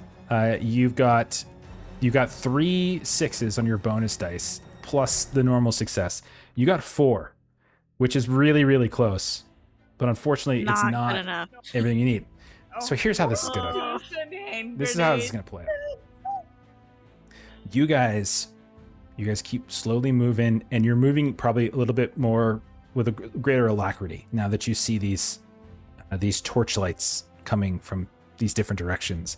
But you move so fast that you get into the shadows of the wall. The 3 of you, Medwin, Sin, CALVAIN. You can see that the warg handler from the gate meets up then with the patrol group that had come back, and they're a good 50 60 yards from you at this point, back the way you came, and they are certainly looking around in the spots in which you guys were hiding, and they're all kind of scattering about. Some of the guys are talking to each other and such, but they're looking, and you take this opportunity as you look up, Midwin, and you're counting in your head for how many beats it was between the wall guards and doing their patrols. And then finally, you look at CALVAIN, there's a ascent, and you throw the ladder up, and it hooks right atop one of the spikes, and the 2 of you are able to climb up, and then Sin immediately following. You're moving, you're stepping, you're reaching, and then as you kind of look up, you realize you've timed it perfectly. There is nobody in this section. You can see like there's a small little, not a, kind of small little covered area that connects to the next walkway to the left, and a small little covered area that connects to the area to the right. There's a little railing that protects people from falling down into this courtyard, which is extraordinarily dark, but you do see patches of light where it looks like all of these different workers and warriors have gathered here and there. You can see smoke billowing out from the smith, and so perfect, Bedouin. CALVAIN comes up, Sin comes up, and then as you guys start to like tiptoe and sneak in these different directions, like peek your head into one of these small little rooms that connects the walkways, and suddenly whack, you feel the crack of something on the back of your head, and everything goes black. And then one by one, the rest of them, CALVAIN, Sin, you guys all get conked on the head here and there. And you have unfortunately been captured. We'll say some time passes. You don't necessarily know exactly how much time, but eventually you feel like someone like hitting your face, and you wake up and you feel the manacles on your wrists. You look around, you can see there's Sin, there's CALVAIN, there are a handful of other woodmen. You are in some kind of cell, or almost looks like a cave. There is next to no light. Through what looks like some iron bars, there is this indirect lantern light. You don't know exactly how long you've been out, but the back of your heads are just throbbing in pain. And you hear a voice say something to you, whisper, "Are you all right? Are you okay? We thought you had a terrible wound in the back." And he's like speaking, we'll say this to Medwin. We'll say he's saying, "Are you all right?" Oh, I got a splitting headache. Yes, you do. And then Sin, you look and you can see someone's like helping, CALVAIN sit up, and then there's another woodman who comes over to you. You can see they've got like manacles on their wrists, and they're like offering you what looks like a small stone or clay bowl with a little bit of water. Drink. Yeah. Mr. Dwarf. Do not. What happened? I don't know, but you've been captured, and you have been placed into the cells of Amon Bauglir. It is, do not worry. You are among others who have had a similar fate. And you guys look around, and there's like a dozen people, all in these different groups, in this dark, rocky, rough cave that has affixed these different bars here and there. And you're all like kind of together in this big group cell. Do not worry. You are among friends. Any who would be thrown to the cells here are friends. Where have you come from? We came from Woodaseld to the north. Chieftain Inglud sent you. Did he send you as well? I was among the group that went with Wolfgar, but we were captured. Did Wolfgar make it back then? He did? He did. He is alive. He is well. Good. So Inglud is aware of what is going on here. Yes? Yes, and that is why we were sent. So he has brought a force with him, and he has come to get us out. And you are but a group of scouts or so leading the way. Yes, he is still assembling the force. Still, but we are the scouts. Yeah. Inglud does not come. Not yet. but he will. And you hear like people suddenly like, "Why did he not come? It's true what they say about him. He's a coward." Like all this sort of rabble around you. And he kind of sits back, and you can see this crestfallen face. "We have been abandoned, my friends." No, of course not. No. The problem we is... would not be here if you had been. But you are here with us too. You have failed. It is simply We have failed. bad fortune. And our chieftain has failed us. Our chieftain has failed us, my friends. He No, has that left is not us here. true. We are but a small portion of our group. There are more out there. Make a test. In Harton? Yes, actually, this would be perfect for an Harton. Yeah, absolutely. All right. Did they take my liquor? Do I still have my mead? You have none of your items. All your right. useful items are gone. They're like for temporarily. Your weapons are gone. Yeah. Temporarily. I just wanted to Or know if I forever. could get that bonus die, but that's okay. So we are going... I'll bake some honey cakes later in the mud. And we're rolling in Harton. Sure. Still no sixes for the life of me. 25 regular success. You manage to calm him down a bit, and he says, "There are more coming. I do not know how long we can wait here. They keep us here in the dark. They feed us, at least, though the food is not good." And he kind of leans in, and every day they come to ask us if we will swear the oath. And every day another falls. They swear and they go out. We are but what's left. And he kind of points to a few people. He's like, "We are among the scouting crew. Others have been here longer. But he will be coming soon then, England, yes?" Yes. And Wolfgar, he traveled with us, and he is traveling back to Woodiseld. It will be days. You can see just like the face, more days of the dark. Well, sit up a bit. You should not sleep. You have a terrible wound on the back of your head. Stay awake. Keep your eyes open, both of you. You, Mr. Elf, I know your kind does not sleep as much, but I suppose if an elf was caught, we should not be so sad.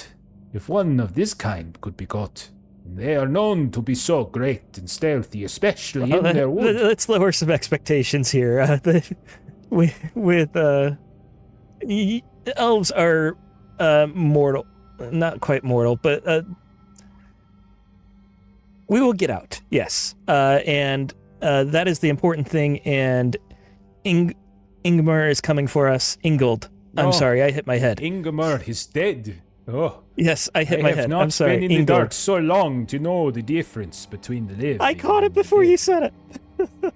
No. I heard it and I started. Once I start in this voice, it is like going down the hill. I have to finish. It's like you're possessed. It's a cadence that I have to do. Okay. But Ingold is coming, and we just a few more days, and Ingold. this is... Ingold has been dead for 20 years. Did I get it wrong again? No, Yes. Ingold's the right one. It's your turn to be cursed, motherfucker. I thought Ingmar was the dead one. Ingmar is the father. Yeah. And then there's the story Inglud and Ingold, where the brothers Inglud. Ingold died when he Oh, was young. God damn Inglud it. is the one you guys know. Also, who's your family member? Disappeared Ingrid into the Lemmer. Mirkwood, etc. He's getting renamed when he becomes an adult. Saxons and Danes are living together. Dogs and cats. Saxons and Danes. Uhtred of Baby Okay. Bug. I'm just loving the Bullricks lying of that's the- happening here. Just the like, no, can't Can't lie. Gets caught, immediately lies. Keeps going with the lie. I'm saying I'm not swearing an oath and pretending to be with them. I'm just lying out my ass every 2 seconds, so we're just the advanced party.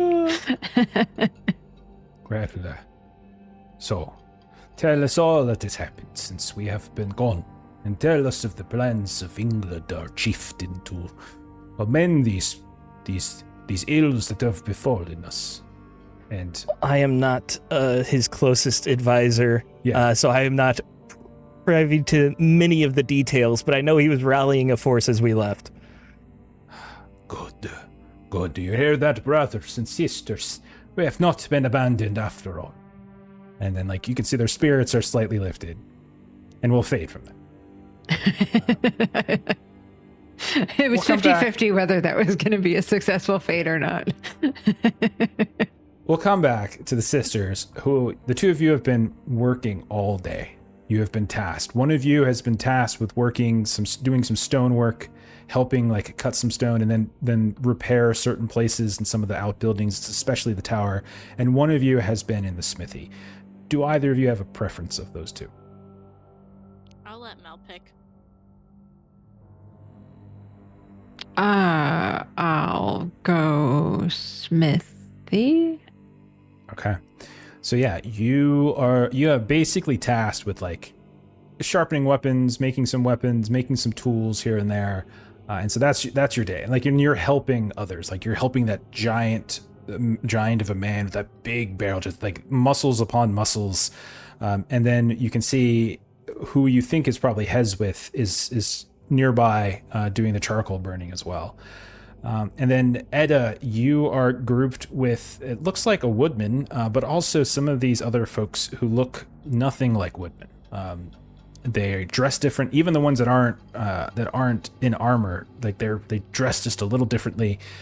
And yeah, you're hauling stone, cutting stone away from the hill and repurposing it and putting it, in places that where there's cracks and foundations and things like that. So during this time of chores, are either of you doing anything in this time?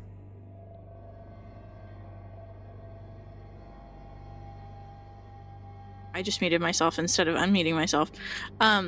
Edda's really interested in learning what this other sort of clothing and stuff, where is this from? So if they're open enough to casual conversation, or I'm hoping she can read the room to see if she can ask and it would be appropriate, or if it's more so she needs to put in the work and just put her head down for a bit to get some trust built in her, she'll do that instead. Give me a roll. Let's see how well you ingratiate yourself.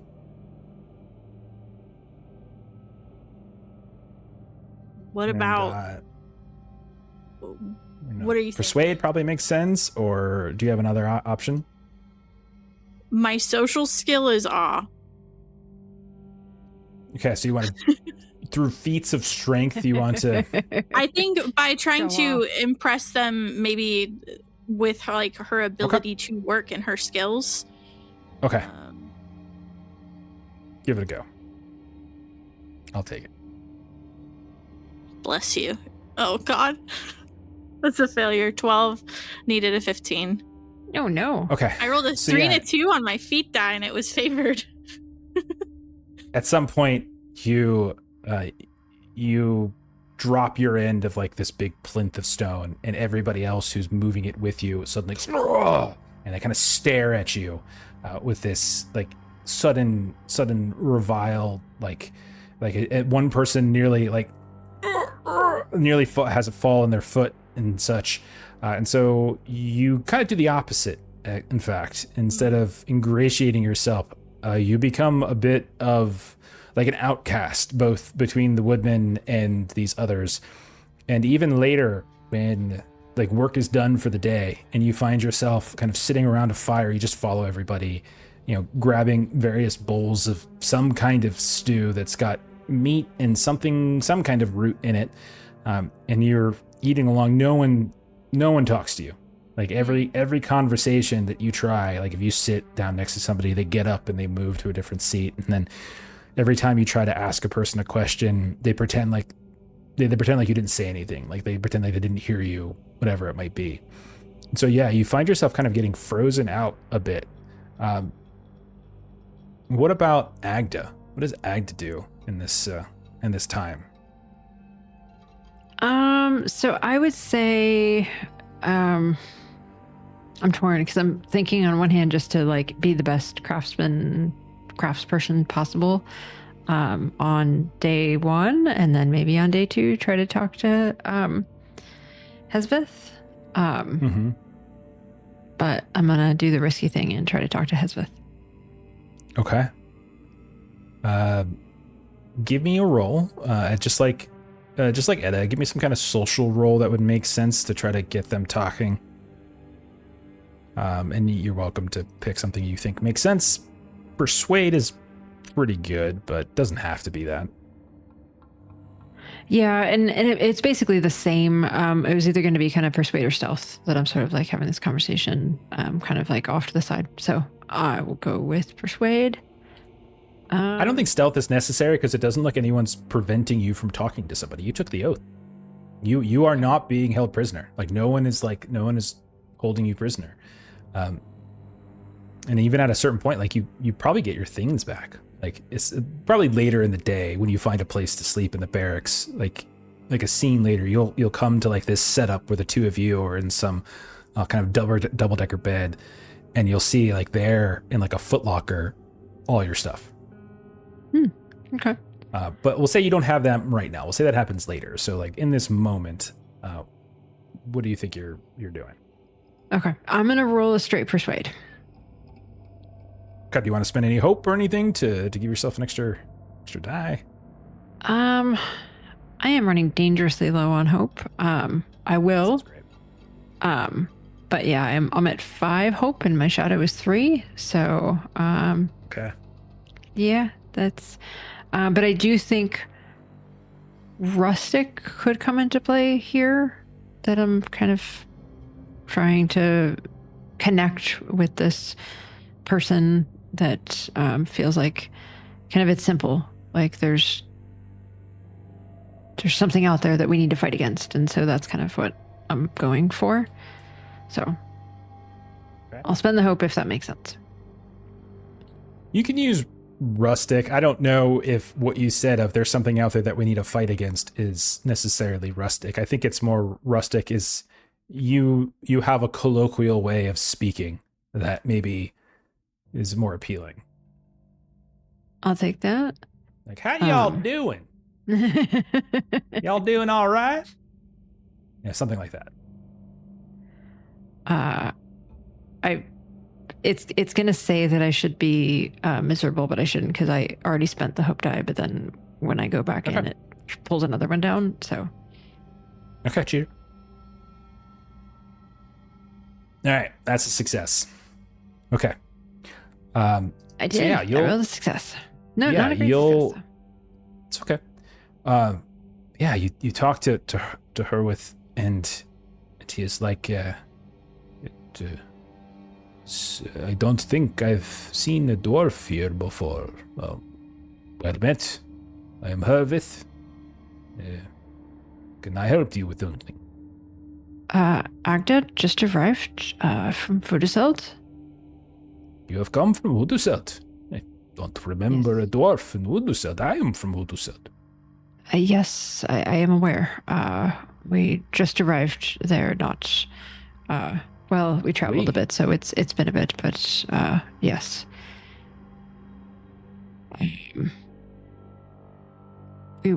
We and she'll be definitely making sure that no one is sort of watching this conversation, or could There's be a close big enough to ass hear it. blacksmith who looks like a bear, and almost has as much hair in his chest as a bear, but he is working. Okay. So I'll just let him know that we traveled here with Wolfgar. Wolfgar is here. He has joined. He is nearby. So he has not joined. he's concerned about you. Has Wolfgar sent you to speak with me? Is that why you have joined? If that is the case, and I am sorry for you, for that is folly. I joined as my own free will. Agda will be genuinely sort of like interested in like kind of tell me more about kind of how you came to this being the best place for you to be. That you are not the only one making this decision.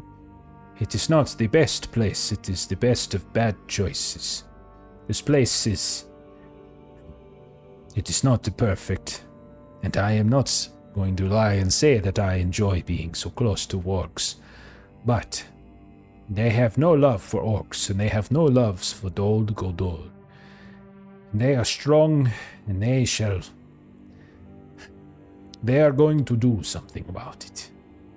Whereas Uduseld in England, there's a kindness to England, but kindness will not win the Mirkwood back to ourselves. Kindness will give it over to the very thing that we don't want to take over. No. My choices were between a man who has not led, a man who has his entire life fled from his responsibilities. Even when his father was dying, he left.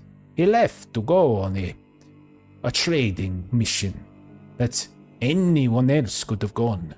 But he chose to go not because he wanted to see the world or do good things, but he wanted to flee his responsibilities. They elevated him. Nonetheless, no. He is not the man that I... No. No.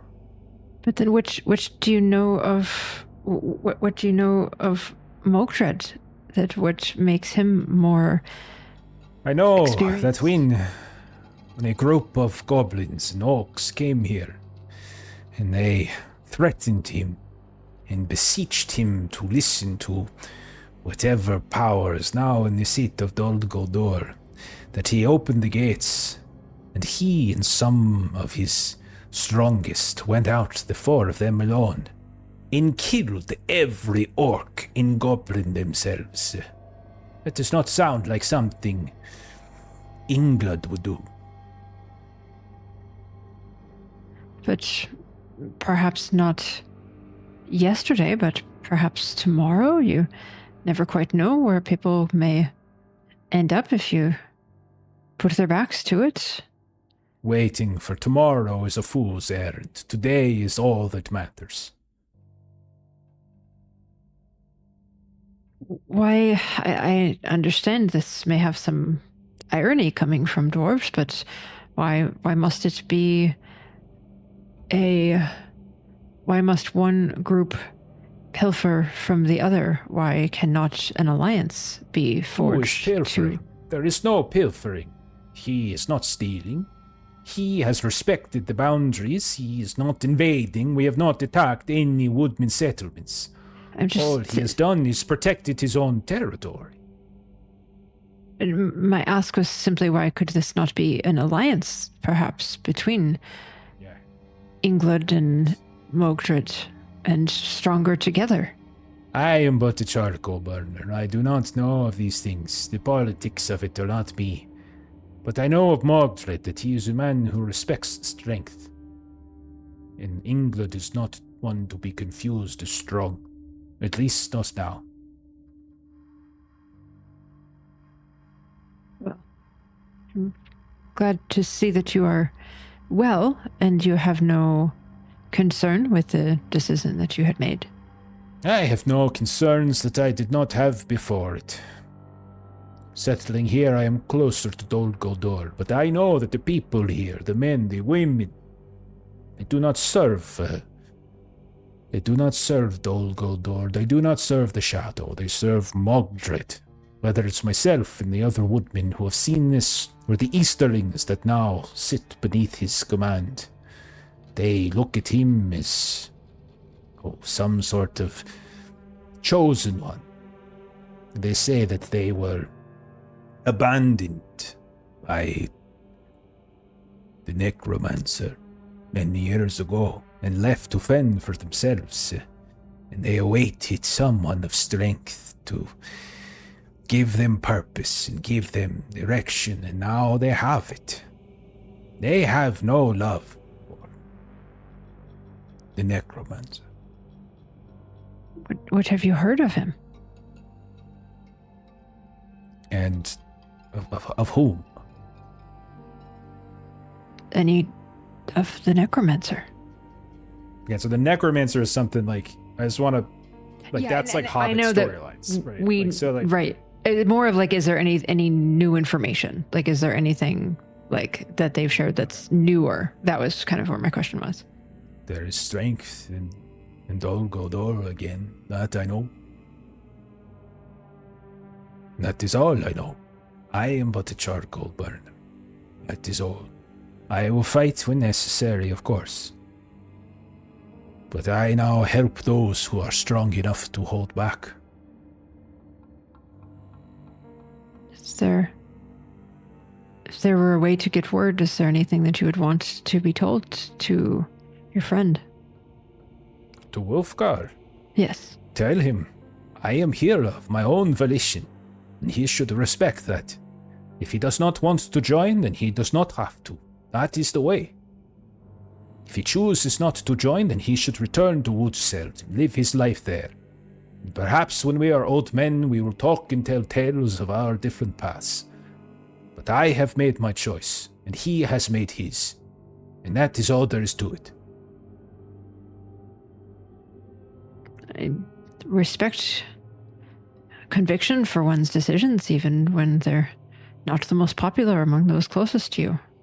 If you believe it's just the right thing to do, you have no further misgivings, and you have made the honorable Do I choice. look like a man with regrets? I have said to you my piece. I would ask you now to respect it.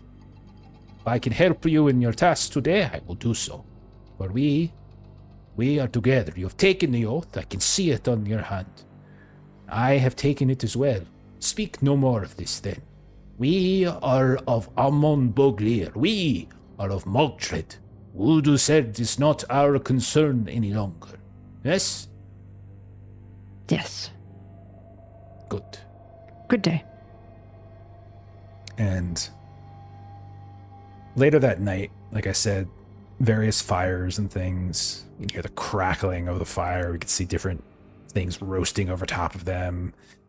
People laughing here and there. Definitely a hard day's work. We hear the sounds of like howls and such from the wargs. The wargs suddenly are getting very loud. We'll say Agda and Edda, you guys find each other. And even Medwin and Sin, you can hear the sounds of the wargs howling, knowing you're close to them. Like you don't know where exactly, but you're close.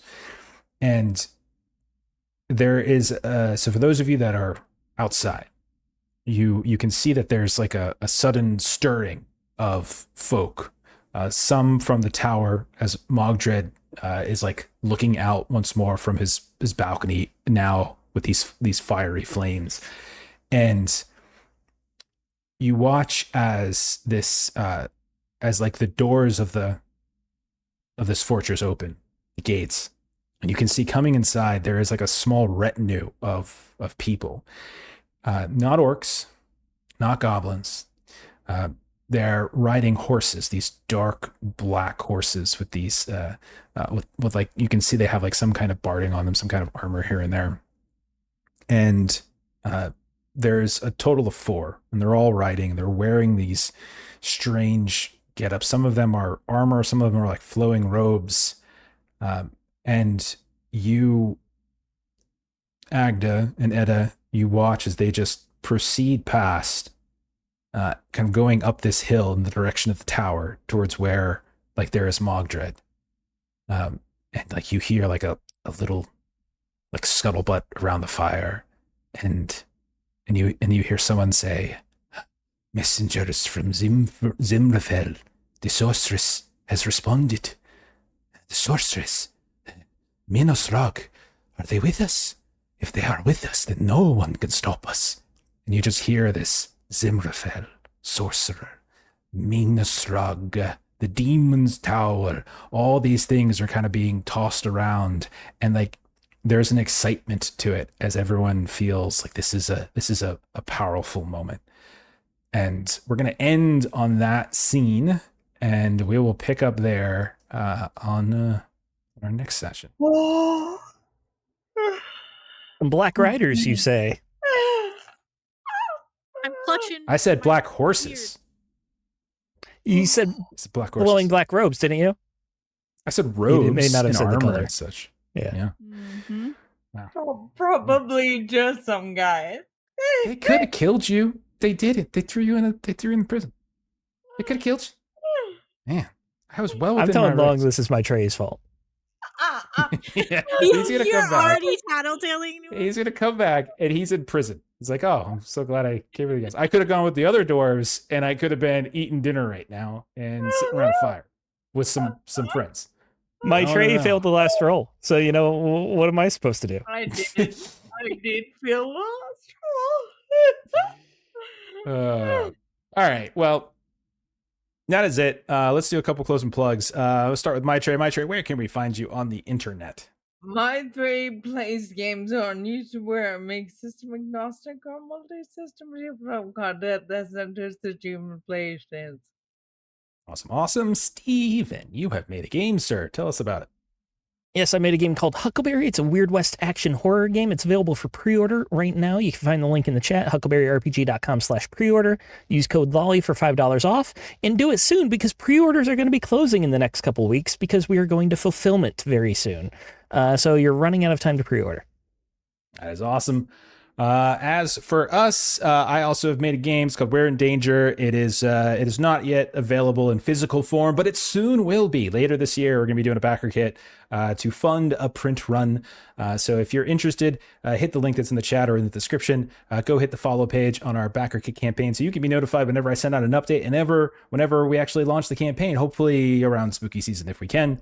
And if you're interested in playing it now, check it out on itch.io or on RPG Trader. And we also have a handful of APs if you're curious how it plays. It's all there for you. In terms of streaming, we're off next week. We're off until I think next Saturday. So the next stream we have is actually going to be One Ring as we are off for everything else. So that's it. Have a great rest of your night, everybody. Thanks for hanging out. We'll see y'all later. Bye-bye. Bye.